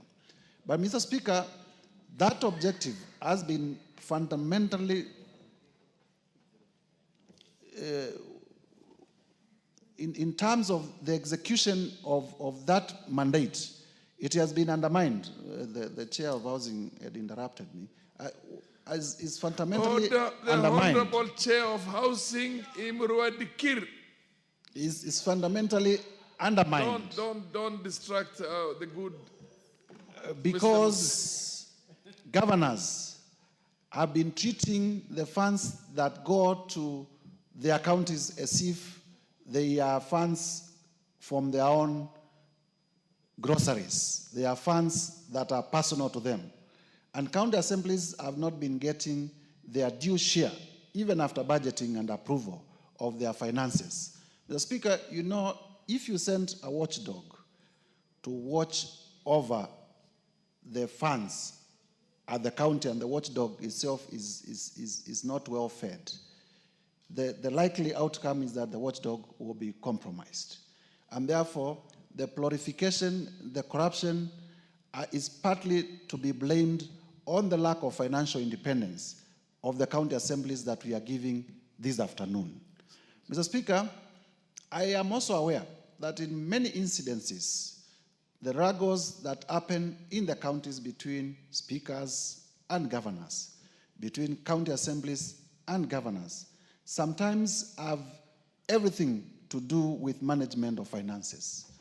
County assemblies, every other time they exercise their oversight mandate, either by inviting members of the executive for accountability purposes, the resultant effect, the reaction by the executive is always to withhold funding to the county assemblies. And therefore, this afternoon, it behoves upon every Kenyan to support the legislative proposal that is before us, so that county assemblies may have the independence, may have the financial independence.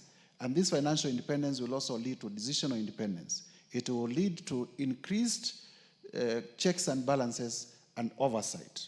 Mr. Speaker, there are those who argue that county assemblies should not be given financial independence because they are not able to manage the finances. And I totally disagree with them, because this is a school of thought that wants to micromanage institutions.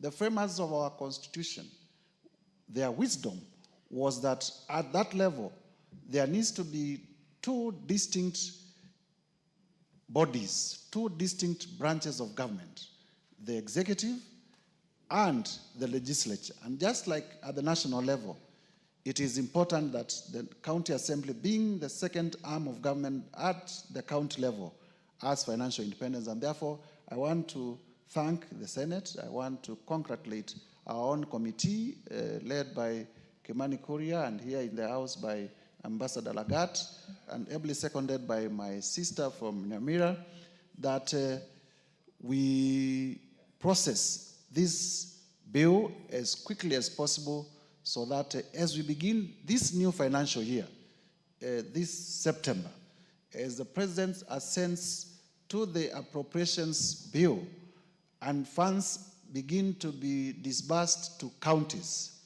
the monies for county assemblies will no longer go through the county executive in the new financial year. That county assemblies will get their money directly from the National Treasury, and the necessary checks and balances as stipulated by the Controller of Budget and also Auditor General reports will apply in terms of accountability at that level. Members of County Assembly also, to whom much is given, much is expected, as I conclude. And therefore, because you have fought for financial autonomy for now about 12 years since devolution came in 2013, and it is coming to you. Today, I read the mood of this House to be that we will approve. As it comes to you, you are also required to exercise, to demonstrate that you are worth managing your own finances, that you were not fighting for it because you wanted to fill your tummies. You are fighting for it because you wanted to promote good governance, you wanted to promote devolution, and you wanted to exercise independence so that the finances, the taxpayers' money that comes to the counties can have more benefit to the people at that level. And Mr. Speaker, for that reason, I support. The Honorable Nyakundi. Thank you, Honorable Speaker, for giving me this opportunity to also say a word on the County Public Finance Amendment Bill, Senate Bill number 39. This is one of the most progressive bills that the 13th Parliament will be remembered for. As you know, the county assemblies have fought for the autonomy of the county assemblies have fought for their autonomy for the last 12 years. And out of that, most of the county assemblies have not been able to oversight the governors as they are required to oversight, because most of these governors have kind of made the funds that come to the county assembly like their own funds, making sure that the members of county assembly are following them so that they can be able either to get development in their constituencies or get something. Most of the MCAs have been made slaves of most of these governors. If there's one bill that I am very happy today to discuss, and I hope that this House will be able to pass this bill as fast as possible, is this County Public Finance Bill of number 39. Because for sure, most of the MCAs, we have been complaining here how most counties are not doing their roads. Most people are complaining because most roads are not being done. If you go to the county, to the constituency right now, every member of parliament is being told, kindly make this road, make that road. It is because most of these governors are not doing their job, and the MCAs are not able to be accountable because they're either scared of the governor or they are scared the governor will not be able to do development in their area. I can give you a good example. If you go to Nyamira County today, Nyamira County has 2 speakers. Nyamira County has 2 clerks. For the last 9 months, they've not been able to move because they have 2 speakers. One who is in the county assembly and another one who's operating from a hotel just close by. And I want to thank the Senate and the Honorable Kimani Kuria for bringing this bill. If there is a bill that will change the things that we see in our county assemblies, is this bill. And I want to also put a word that I'm so impressed because this bill has said that by the 15th of every month, the money that is supposed to go to the county assemblies should go to the county assembly. And in case they do not spend the money, that money will remain there, and even the control of budget will be able to oversee how the county assemblies are spending the money or are spending the resources that are coming to the county government. Just the other day, just today, we passed the mediation bill, and about 415 billion Kenya shilling is going to the county government. I can now clearly see how this money is going to be spent prudently compared to other times. And we want to tell the county governments, kindly make sure that the resources that are coming to you, the resources that we have bestowed to you as the National Assembly, is used appropriately. Let the roads in the county, the roads that belong to the county government, make sure that the roads are passable. Make sure that the hospitals, the level 4 hospitals, the level 1, level 2, level 3, are equipped with medicine. Make sure they're equipped with facilities so that our people back at home can be able to get the medical attention that they require. Like right now, most people are telling us about water. They want water in our various homes at home. But water is a devolved function. And if you go to my place, you cannot see even one borehole or a last mile connectivity of water in any area in my constituency. For the last 2.5 years, I've been a member of parliament. So if there's one bill today, I sit here and a happy man, and by the time we are finishing my 5 years, I'll go home and say, if there's one bill that we passed as this house, is giving the county assemblies autonomy so that they can be able to run freely and smoothly. Thank you, Honorable Speaker, for this opportunity. The Honorable Dr. Makali. Yeah, thank you so much, Honorable Speaker, for this opportunity. I want to join my colleagues in appreciating this bill, Honorable Speaker. Being a Senate bill, to me, this bill is of much interest. Honorable Speaker, if you look at our Constitution, it is clearly stated that the Senate exists to serve the interests of the counties. And even though this bill we are discussing today, for me, I think it's long overdue. This should have been one of the bills which the Senate should have processed as early as 2014. Why am I saying that, Honorable Speaker? Honorable Speaker, if you take the example of this House and the Executive, the reason why we are able to carry out our programs and activities with a bit of success, Honorable Speaker, is because we control our own resources as the Parliament.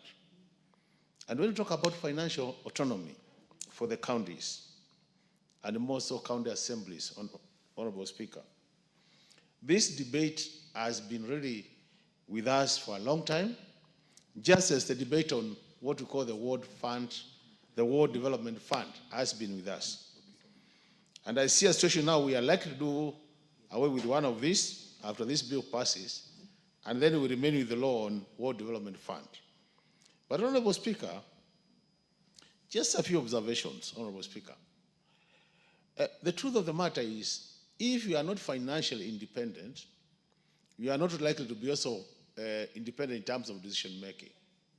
Because if you are relying on the county executive to finance your activities and the programs, automatically then you are not likely to have that freedom to stand your ground and say this is wrong.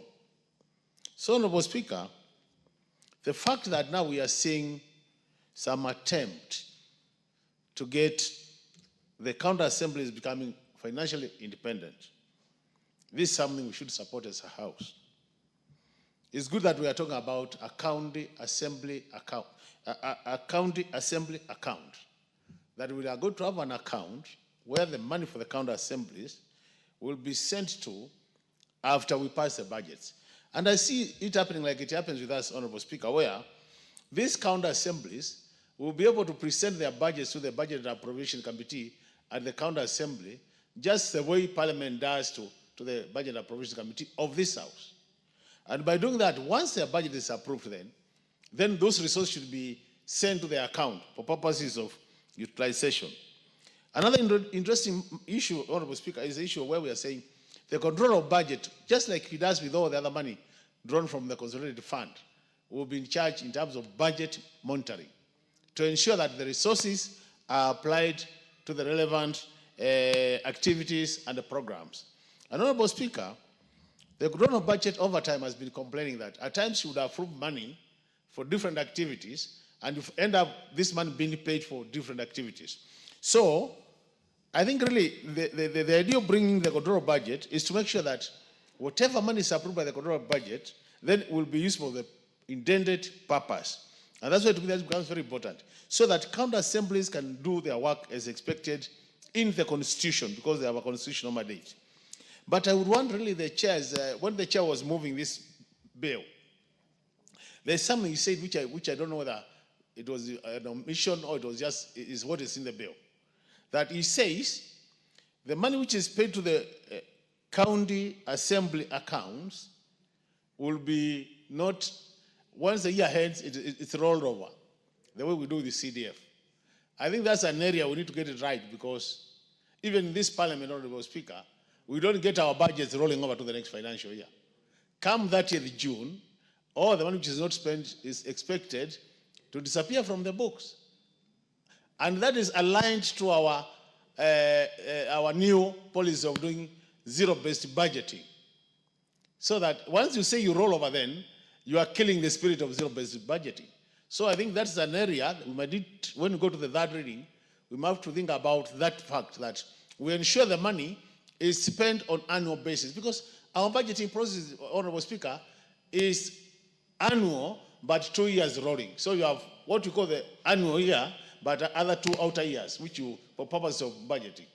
So it should be like that, so that if the assemblies are not able to spend their money by the 30th June of every year, just like another government institution, then automatically they should provide a justification for the next financial year. So that, Honorable Speaker, we don't cause confusion to our financial management issues. And Honorable Speaker, basically, I don't think there is much to say about this, but this is a very exciting moment. I wish this moment came about 9 or 10 years ago, so that today we would have county assemblies which are independent, because the problems we are seeing with corruption in the county executives, Honorable Speaker, is basically because our county assemblies don't have really what it takes to say no to some of the things happening within the county executives.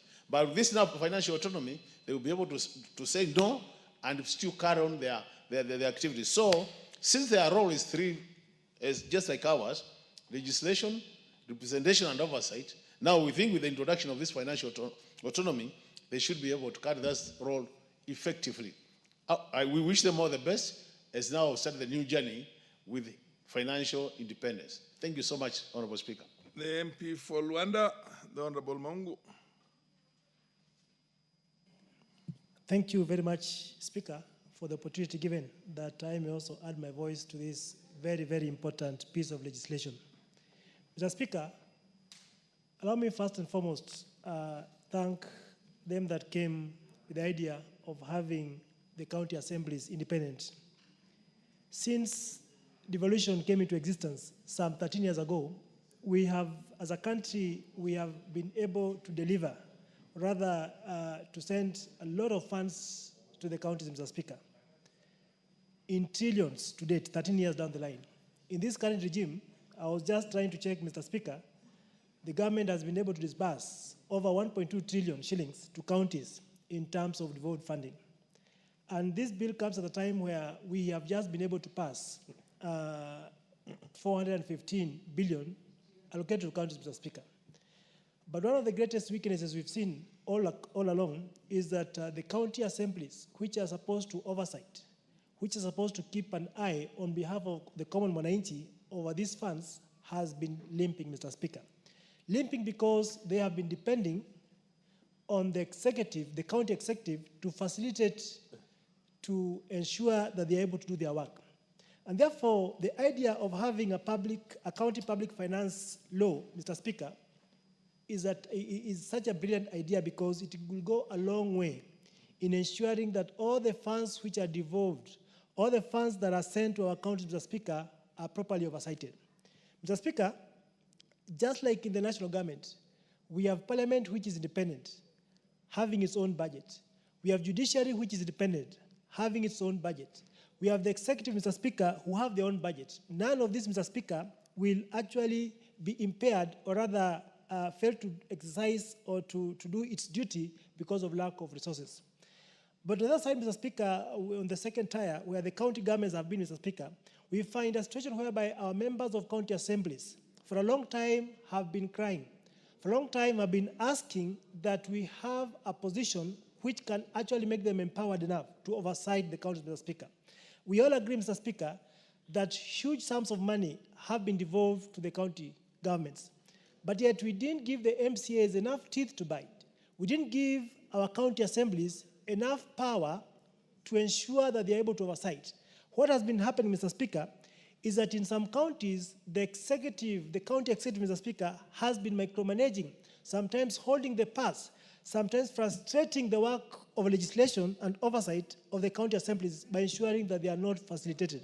And therefore, to me, this bill comes at the right time, Mr. Speaker, that will therefore give power, will therefore give muscle, will therefore give the right energy to our assemblies to ensure that the county governments are oversighted, Mr. Speaker. Autonomy is one thing that these members of county assemblies have been telling us all along, Mr. Speaker, including in Vihiga County, where I come from, Mr. Speaker. Our assembly has about 36 members.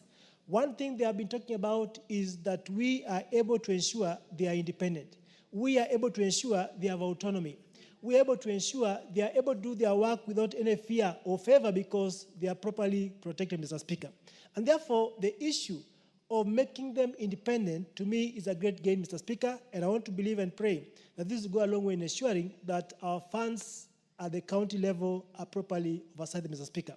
One thing I like about this bill is that the county executive will not be doing it at its whims. They have been given specific deadlines within which these funds must be given to the assemblies, Mr. Speaker, 15th of every month. Meaning It's not the county executive that controls that. It is the control of budget. The control of budget. Thank you, Mr. Speaker, for that. So the actual independence itself of autonomy is total. That money doesn't go through, as far as the bill is concerned, through the county government. Thank you, Mr. Speaker. It's in line with exactly how we do it here in the National Assembly. Exactly. Okay. So that was, Mr. Speaker, is a great deal. And all I may ask is that now that these funds, we have a clause that says, Mr. Speaker, if these monies are not spent, we should not even envisage a situation whereby at the end of the financial year, funds have not been spent because of maybe lack of flair of the accounting officers. What we need to ensure that these funds are given to the assemblies and they actually spent so that they are not rolled over, as Mheshimiwa Daktari was actually alluding to. Therefore, I stand support and say that this is a great gain that will go a long way in ensuring that devolution works. Thank you, Mr. Speaker.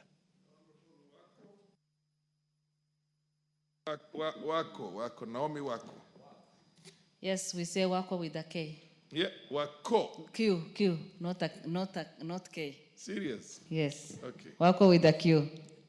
Thank you, Honorable Speaker. Indeed, you are right. It's Wako. Yes, Wako with a Q. Yeah, yes, thank you. Thank you, Honorable Speaker, for giving me this opportunity once again to add my voice to this very important bill on County Public Finance Laws Amendment Bill. I also want to thank the originators of the bill because they have given us and the entire country as something that we can all be proud of. Honorable Speaker, when we got the Constitution 2010, it gave us the opportunity to serve this country in a better way.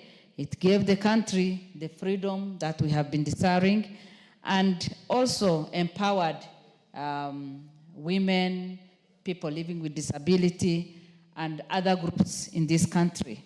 But this bill today will empower our county assemblies. And putting this in place will give the county assemblies the opportunity, the financial independence that they need. Honorable Speaker, we know that without finances, nothing can be done. Even at a family level, if you have no money, if you are not financially stable, you will not be able to run your families well, your family well. And giving this to our counties is the best gift that we can do as 13th Parliament. And again, for those people who are aspiring to be the CEOs of the county government, then we have something in place that will put accountability in place, that will give hope to county assembly, that will also make them own whatever they do at the county level. This will allow for more direct control over the operational budget. The members of the county assembly will have more direct control, and this will give them the freedom to do their oversight. Honorable Speaker, any politician would want to be free in terms of giving their speeches, in terms of politicking, in terms of oversight, and also representation.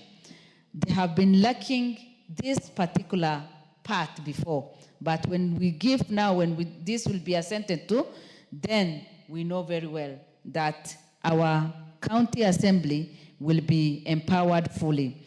Again, Honorable Speaker, in case of emergency, because there is no much bureaucracy, controls, they will be able, in case there is any emergency, because we know that some of us come from dry areas where sometimes we get flooded, floods affect, drought comes, and we lose animals, and maybe some sickness comes, and diseases come, and people get sick, and all these things. And sometimes you need emergency funds.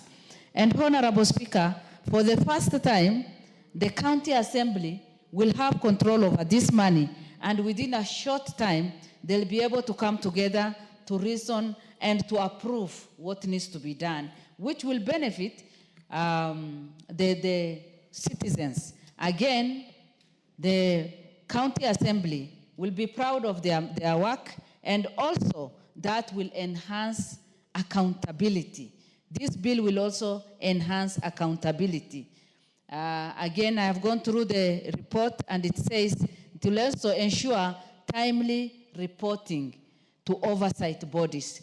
Honorable Speaker, in many counties today, or even in our country today, we have a problem of corruption. And the measures that have been put in place, I think will give us the assurance that there'll be accountability, and they will also be more effective because the funds will be there, and they will also be able to serve their people. Under Article 5, it says, arrange for the county assembly fund to be kept in Central Bank of Kenya in account to be known as the county assembly account. Honorable Speaker, this is something that we should all support, because they will have the funds in their own account. They'll be able to run their projects and programs. They'll be able to do better services delivery, and they will be able to reach out to people that they want to serve and do the necessary projects that are supposed to be done. With those few remarks, Honorable Speaker, I support this bill, and the earlier we assent to it, the better, so that our counties can benefit from this. Thank you. Honorable Umul Khair, followed by Honorable Chamatian. Thank you, Speaker, for giving me the chance to contribute on this matter. And I think it's very timely that we are having this amendment and this particular bill to support the independence of our county assemblies and our county governments to operate efficiently, because I believe the biggest challenge that's facing members of county assemblies currently, it becomes a challenge when you have to work with the executive and still do your oversight roles. So for me, this is a big chance to allow the county members of the county assemblies to be able to execute their jobs with little intimidation. And for this, I really support this particular agenda. But I think my small concern would be we might be creating emboldened clerks within this particular bill. So maybe my proposal would be that we have a particular guidance on how we can address that, because we might have a challenge where the clerks are running everything and might even be undermining the work that should be done in the county assembly. with the issue of corruption in our country, and I think when the crafters of the Constitution were having devolution in mind, nobody envisioned having individual millionaires. But what we are having now is governors who are like the demagogues within the counties, who are undermining development, who are looking... Madam MP for Garissa. Yes. I happen to have been in the 10th Parliament that is basically the father of this constitution.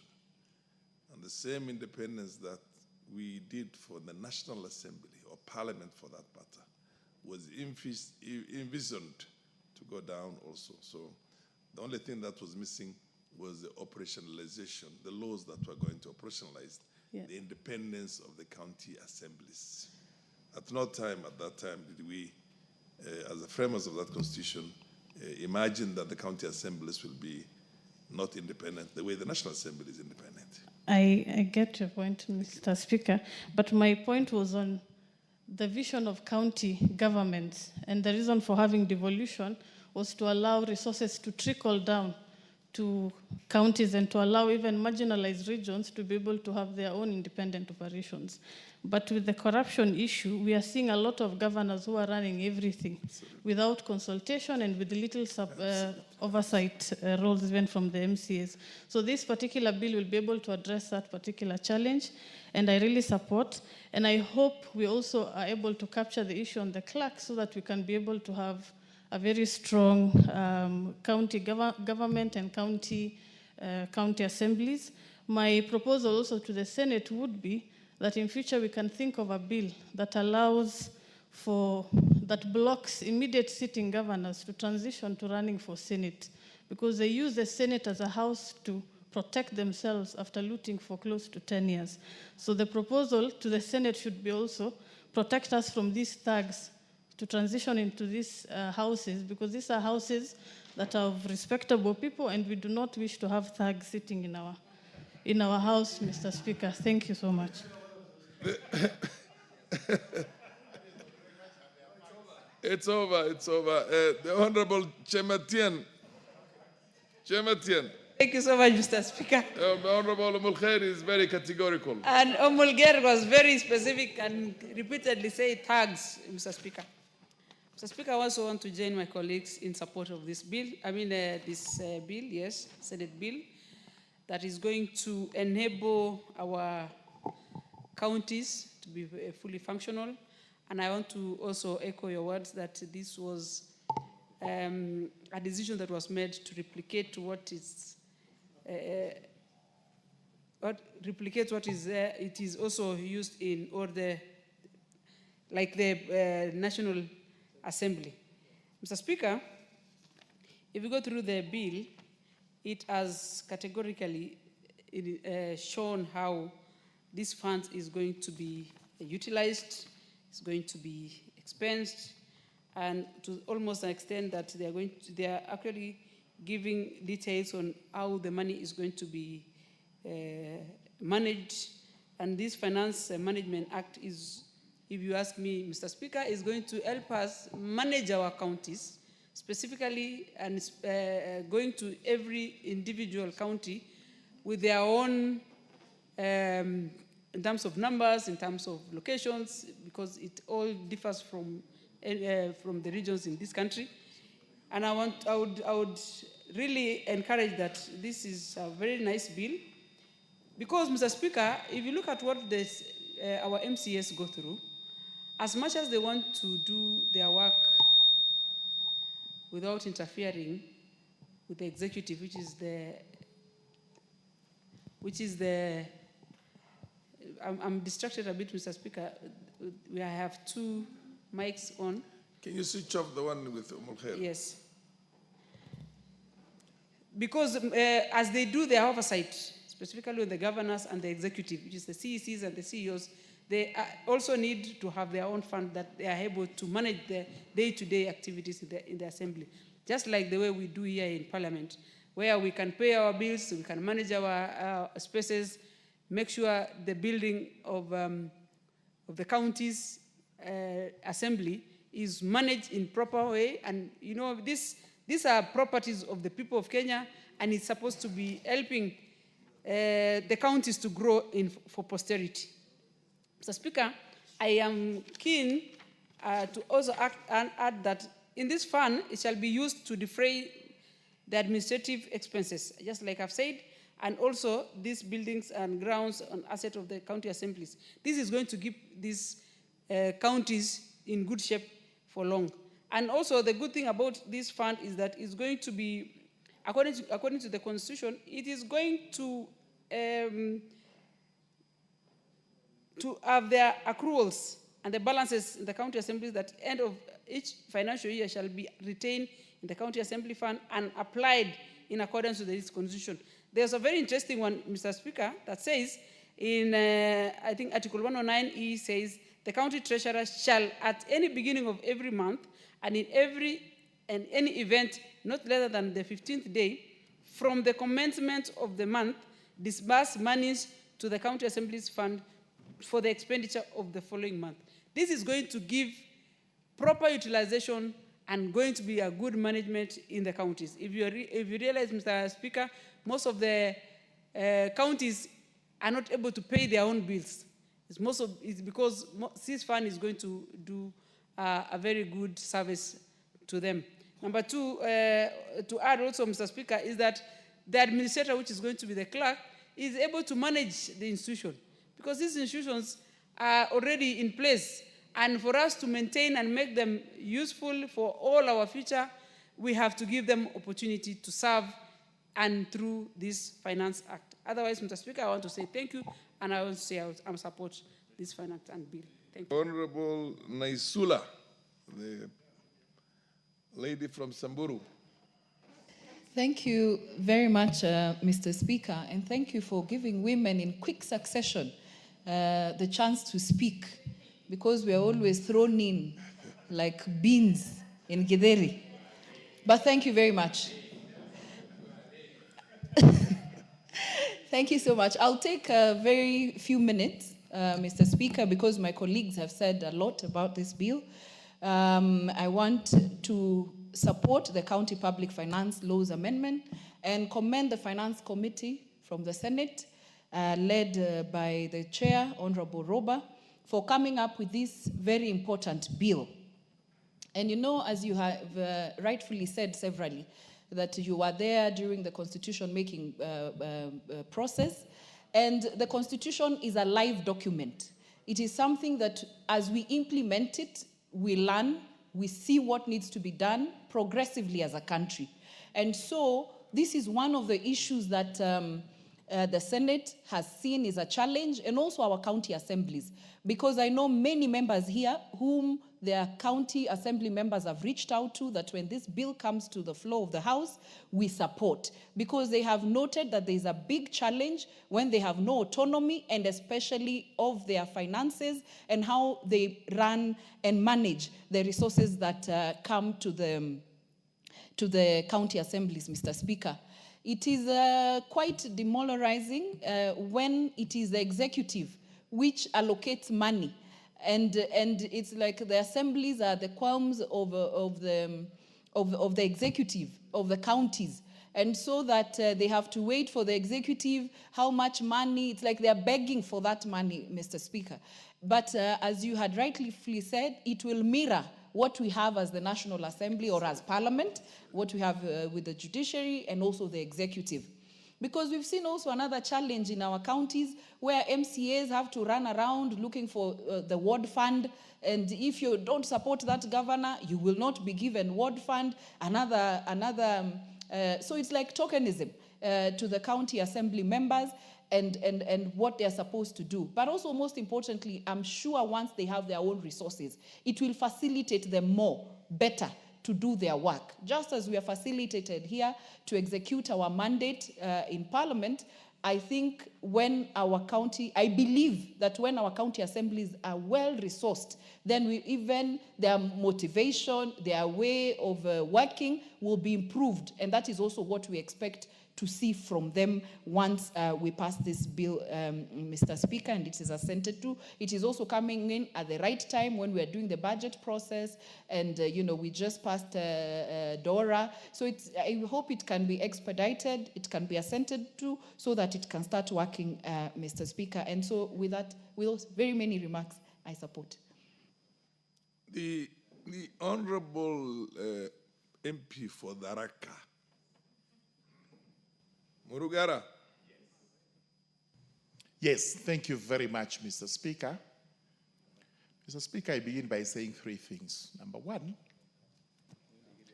of late we haven't seen anything good coming from the Senate, apart from some bills which have been falling when they come here, and some of which we've been rejecting outright, because they've been busy or busying themselves with things that do not concern them. But for now, this period of time as we debate, something good has come from the Senate.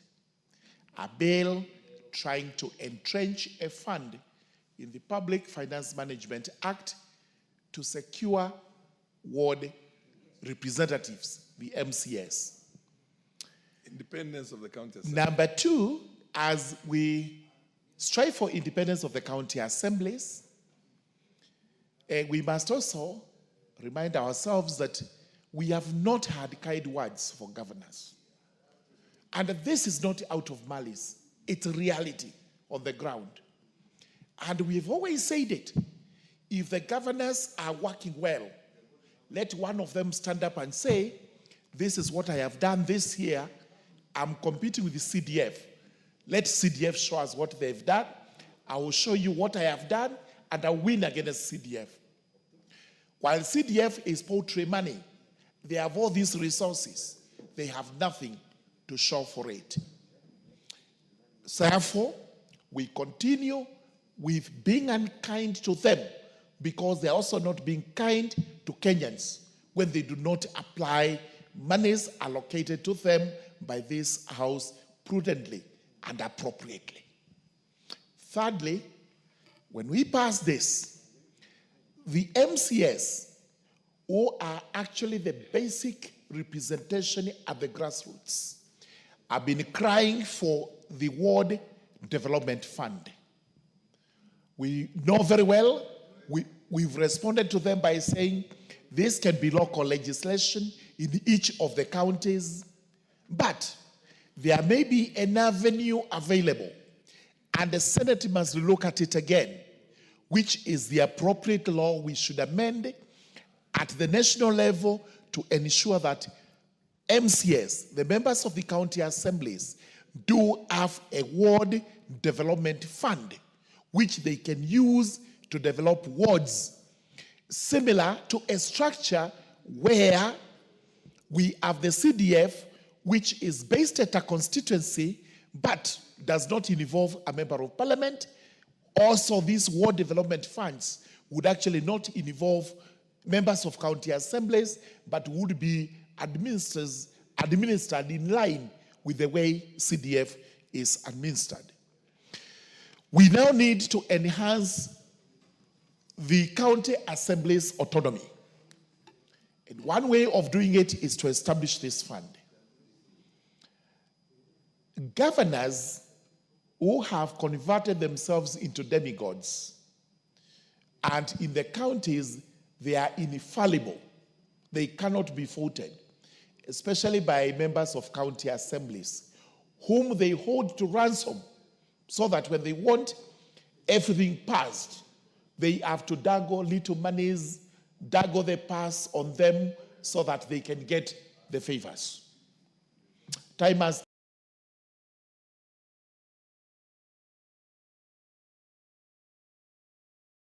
over these funds to ensure that if there is any intention of filtering the money, ensuring that it is not used in the right way, there are interventions and interjections at that level to ensure the funds are protected. Important provision, they cannot overdraw these accounts, which means they cannot overplan. They have to live within their means. They have to plan in accordance with the monies appropriated into these accounts, or however else they are raised, which monies are paid into this fund. It is very important also to note the provisions on utilization of the funds. And this is where we have had members of the county assemblies, whenever they raise an issue, because the governors know they are hungry, they are taken on a trip to Mombasa, where they are entertained by the governor, they are given paltry sums of money, and they drop whatever noble idea they had. This money is going to be defray the administrative expenses of the county assembly, including taking care of these members. Number two, they may be able to acquire buildings, grounds, and assets for the county assembly. This is a very important clause because my county, Tharaka Nithi, as the headquarters at a place called Kathwana, we do not have a county assembly apart from some Mabati building that was cobbled up in 2014 to house the county assembly. Thereafter, there have been attempts to build this county assembly headquarters without any success because there is no money meant for it, and when it is appropriated by the executive, eventually it is realigned to something else, and they continue suffering under those structures. This money, once ring-fenced into this account, will be useful in ensuring that whatever infrastructure the county assembly wishes to acquire is actually acquired without interference from the executive. And many of the other proposed amendments which try to make this fund as autonomous as it can be, and it is that autonomy which the MCS have been crying for. The House of Parliament, beginning with the Senate, whose primary function is to ensure that the county government's function, the county assemblies are protected, must come up with legislation like this.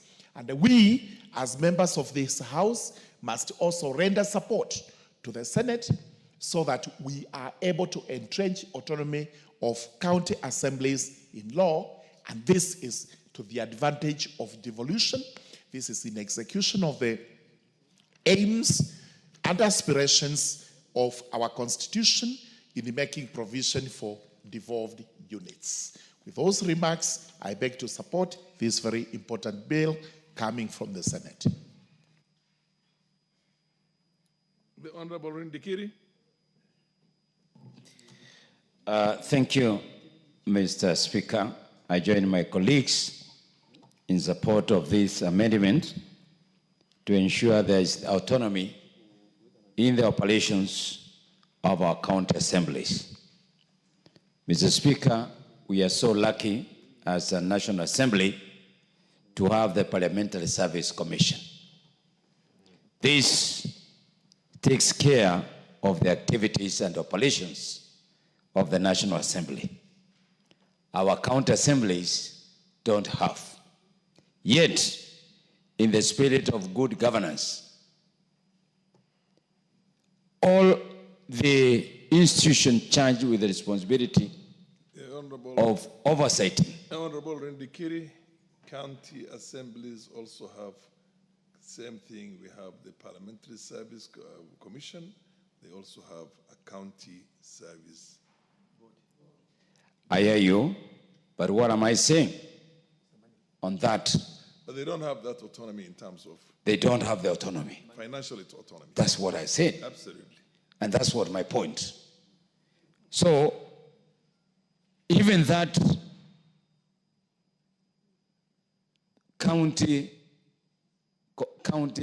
public service board, to a great extent, is also controlled by the executive. Now, in the spirit of good governance, there is what we call participation, principle of participation. Our MCAs, they are involved in the public participation when the budget process is taking place. And the MCAs want to be responsive to their wants. But their operations are curtailed because their salaries come through the executive. Their petty cash comes through the executive. Their benefit comes through the executive. And by the nature of this executive today in the governance, they have used that lapse in law to control and manage the county assemblies. Mr. Speaker, it is very, very, very bad in the spirit where in this era we are exercising good governance. You cannot be a good governor if you are not giving the freedom to those people who are supposed to be oversighting you. I want to give a clear example of our county Meru, where we have been for the last almost like 2 years, where there is no oversight, there is no monitoring, there is no evaluation of what is happening. There is drama everywhere. The MCAs are being divided simply because the executive has taken control of the finances. In leadership, in governance, it is the control of finance that matters quite a lot. And once the governor is in control of finance, the other matters are left now to the mercy of that governor. Mr. Speaker, it is the high time that we support the MCAs to be autonomous in their operations so that they can be able to execute their representation and their oversight for the benefit of the people they represent in every ward. If we have to call in an example of bad governance, we can do a case study of Meru County between 2022 and 2024. And then now, if you want to do a good structure of study of good governance, we can start from last year up to now, where good governance and bad governance is very visible. I want to thank the Senate for the first time, because it has taken them quite a long time. And these are the things they are supposed to be doing. What they have been doing, trying to oversight even the National Assembly, it is long. And I want to thank our judiciary, because the judiciary has set the clear record. And I want to believe if the senators are serious, they will go back now and work with the county assemblies to oversight the executive. Mr. Speaker, this juggling of carrots by the executive to the MCs will come to an end because of this bill. And I want to believe now the cooperation between the oversighters, the National Assembly members of Parliament, and the MCAs will have now the freedom of serving our people without being now controlled by the executive. With those few remarks, I support this amendment and congratulate the Senate for the first time in my being in this house. This is the best thing they have done. Whatever they have been doing is trying to enter into other guys' territory and come out naked. I thank you, Mr. Speaker.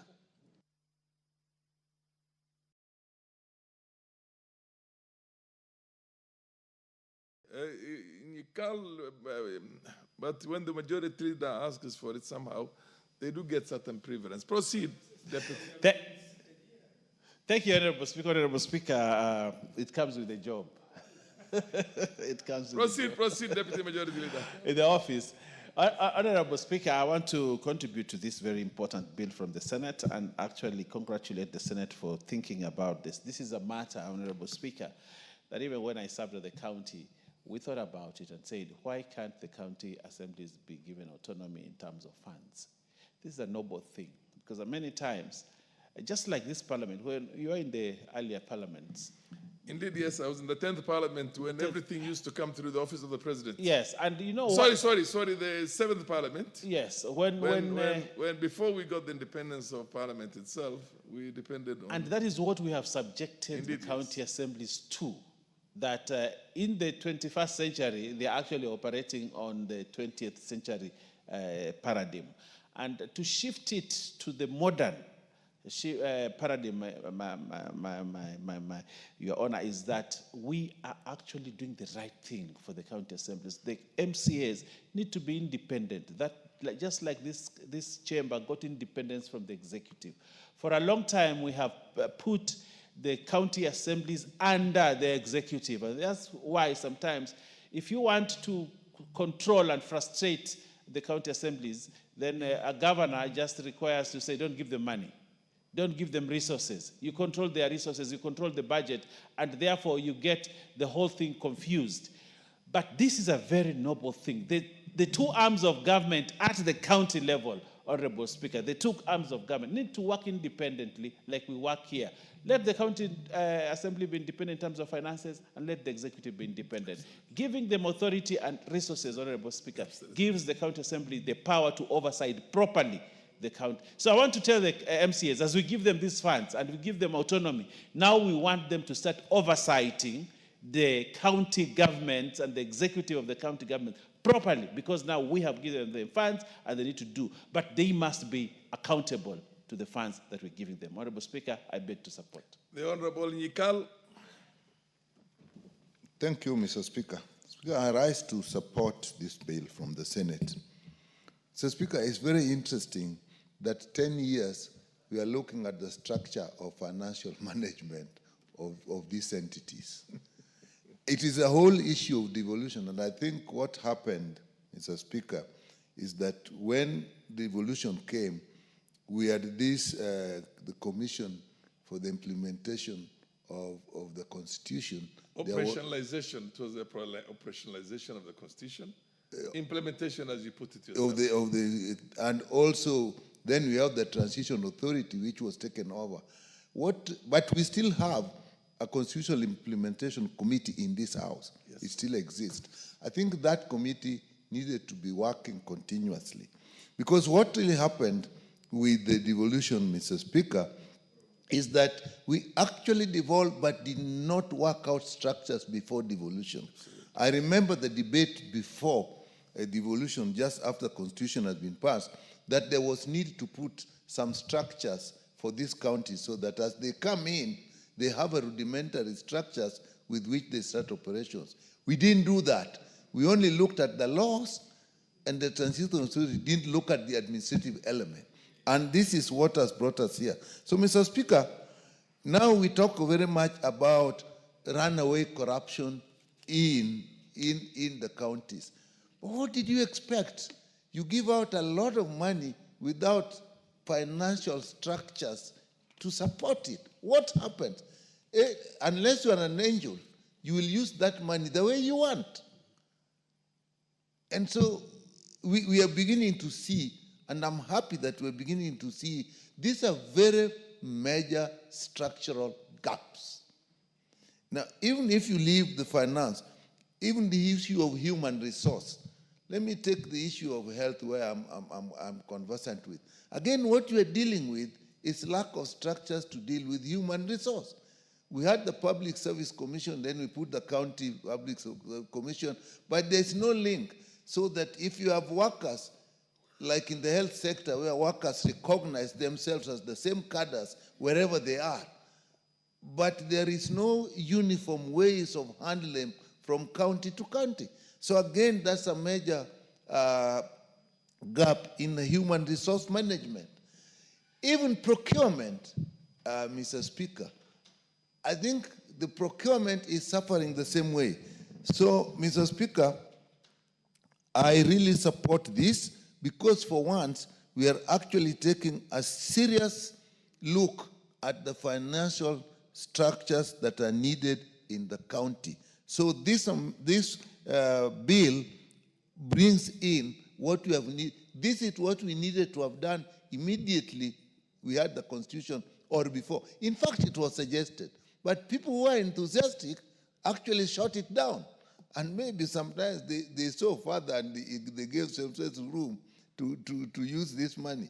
And so now we are putting in this, and this bill is good. It's giving autonomy to the MCAs, but that's the most glaring. But it's looking at all other areas.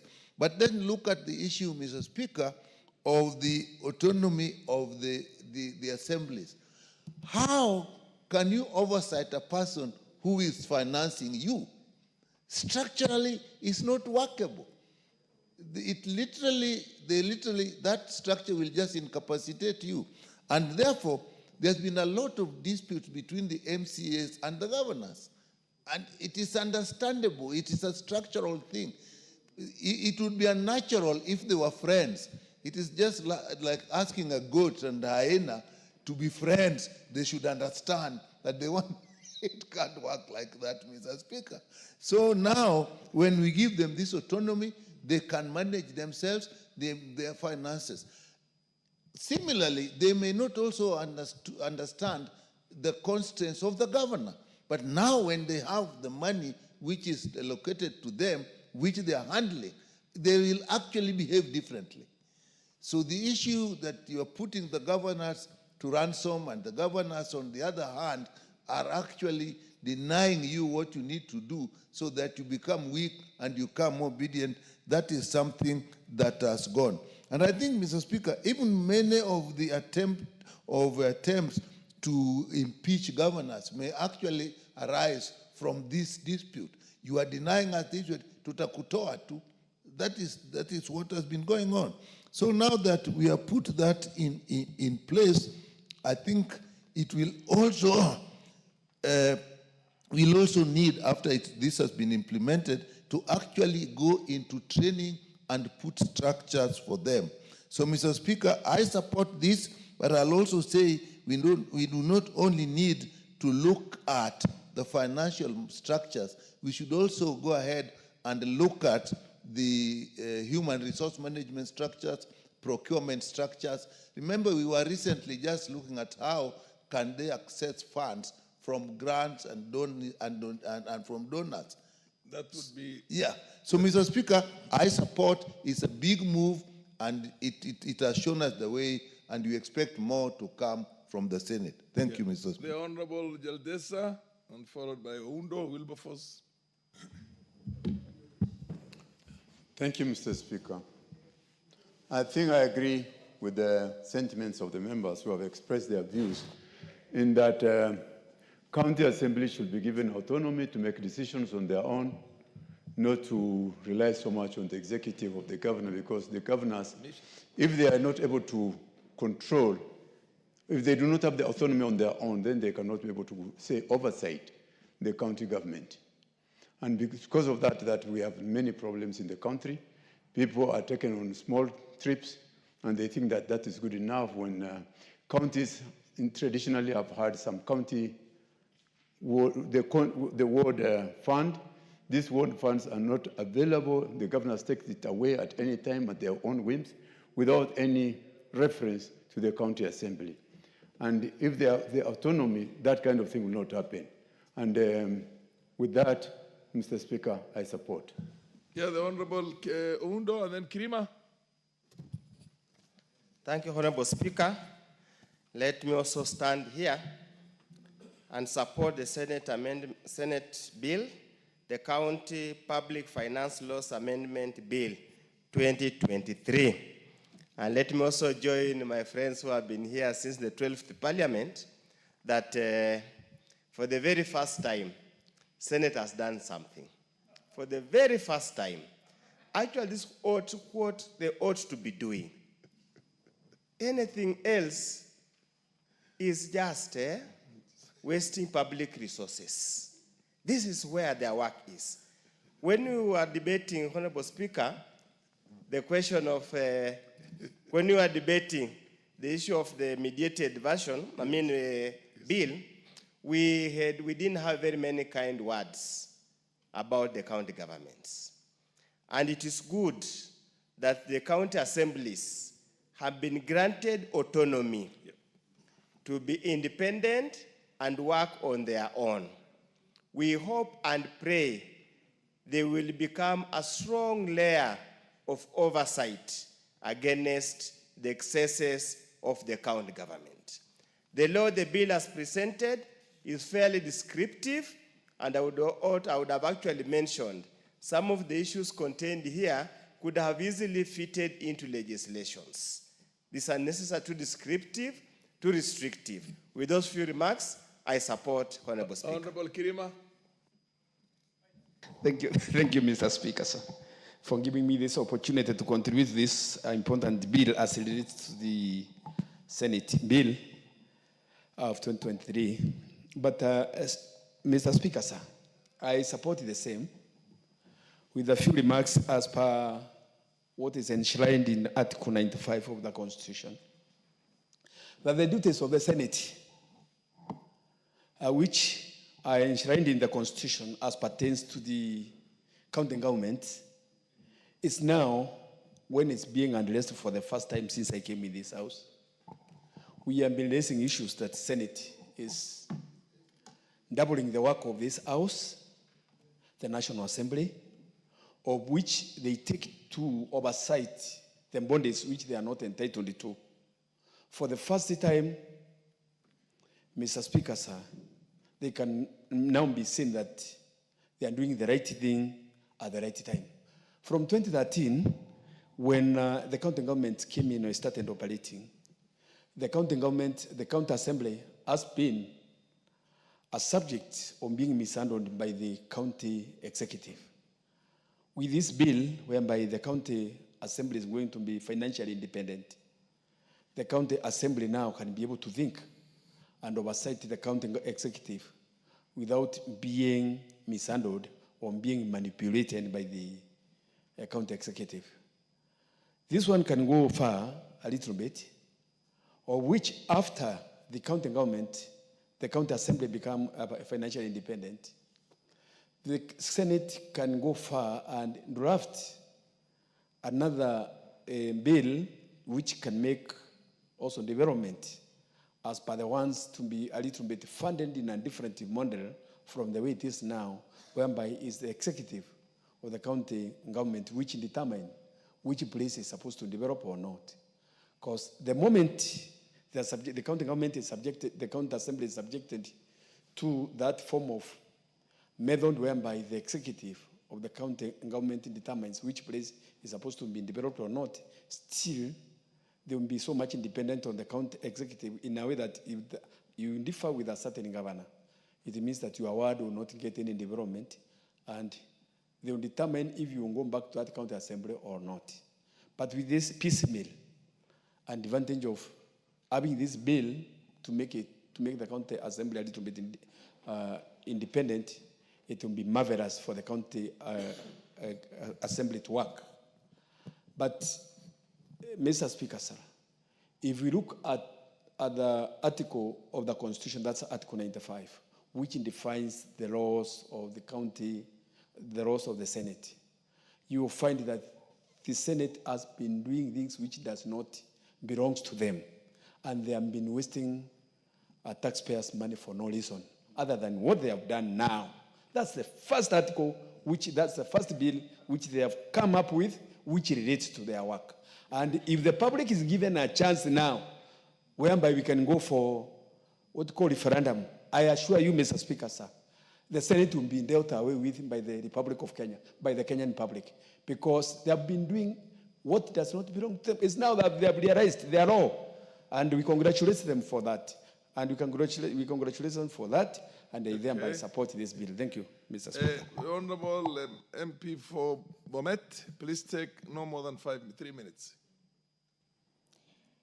Thank you, Mr. Speaker, for also giving me this opportunity to also rise and add my voice. From the onset, Mr. Speaker, I want to say I support this bill. And first of all, I want to congratulate the Senate for coming up with this particular bill. Mr. Speaker, the reason as why I'm supporting this is because members of the county assembly, they are representatives of the people, and people are expecting them to deliver. And they are supposed to deliver to their people So I want to support them that we may give them these funds so their work that they can be seen. Because they will be able to come up with a plan. Now they can plan themselves on what they want to do and the priorities areas. I know these people, because they are not independent, they are not be able to oversight very well the county government and the executive. So when we give them these funds to be independent, they will be able to do their oversight job very well. Thank you, Mr. Speaker, and I support. Fair enough, honorable members. I think now it's fair to call upon the mover to reply.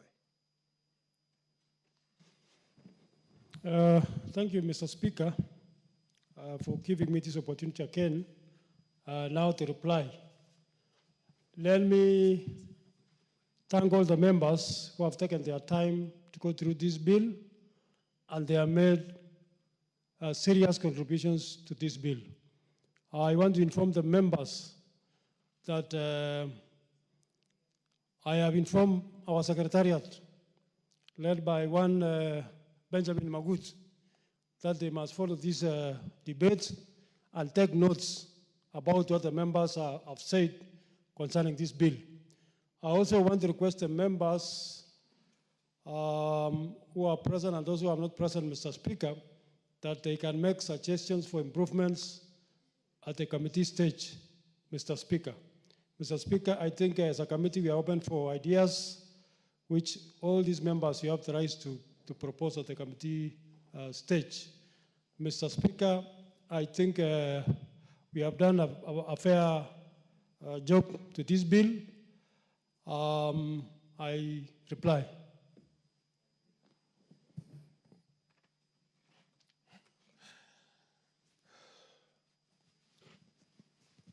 Fair enough.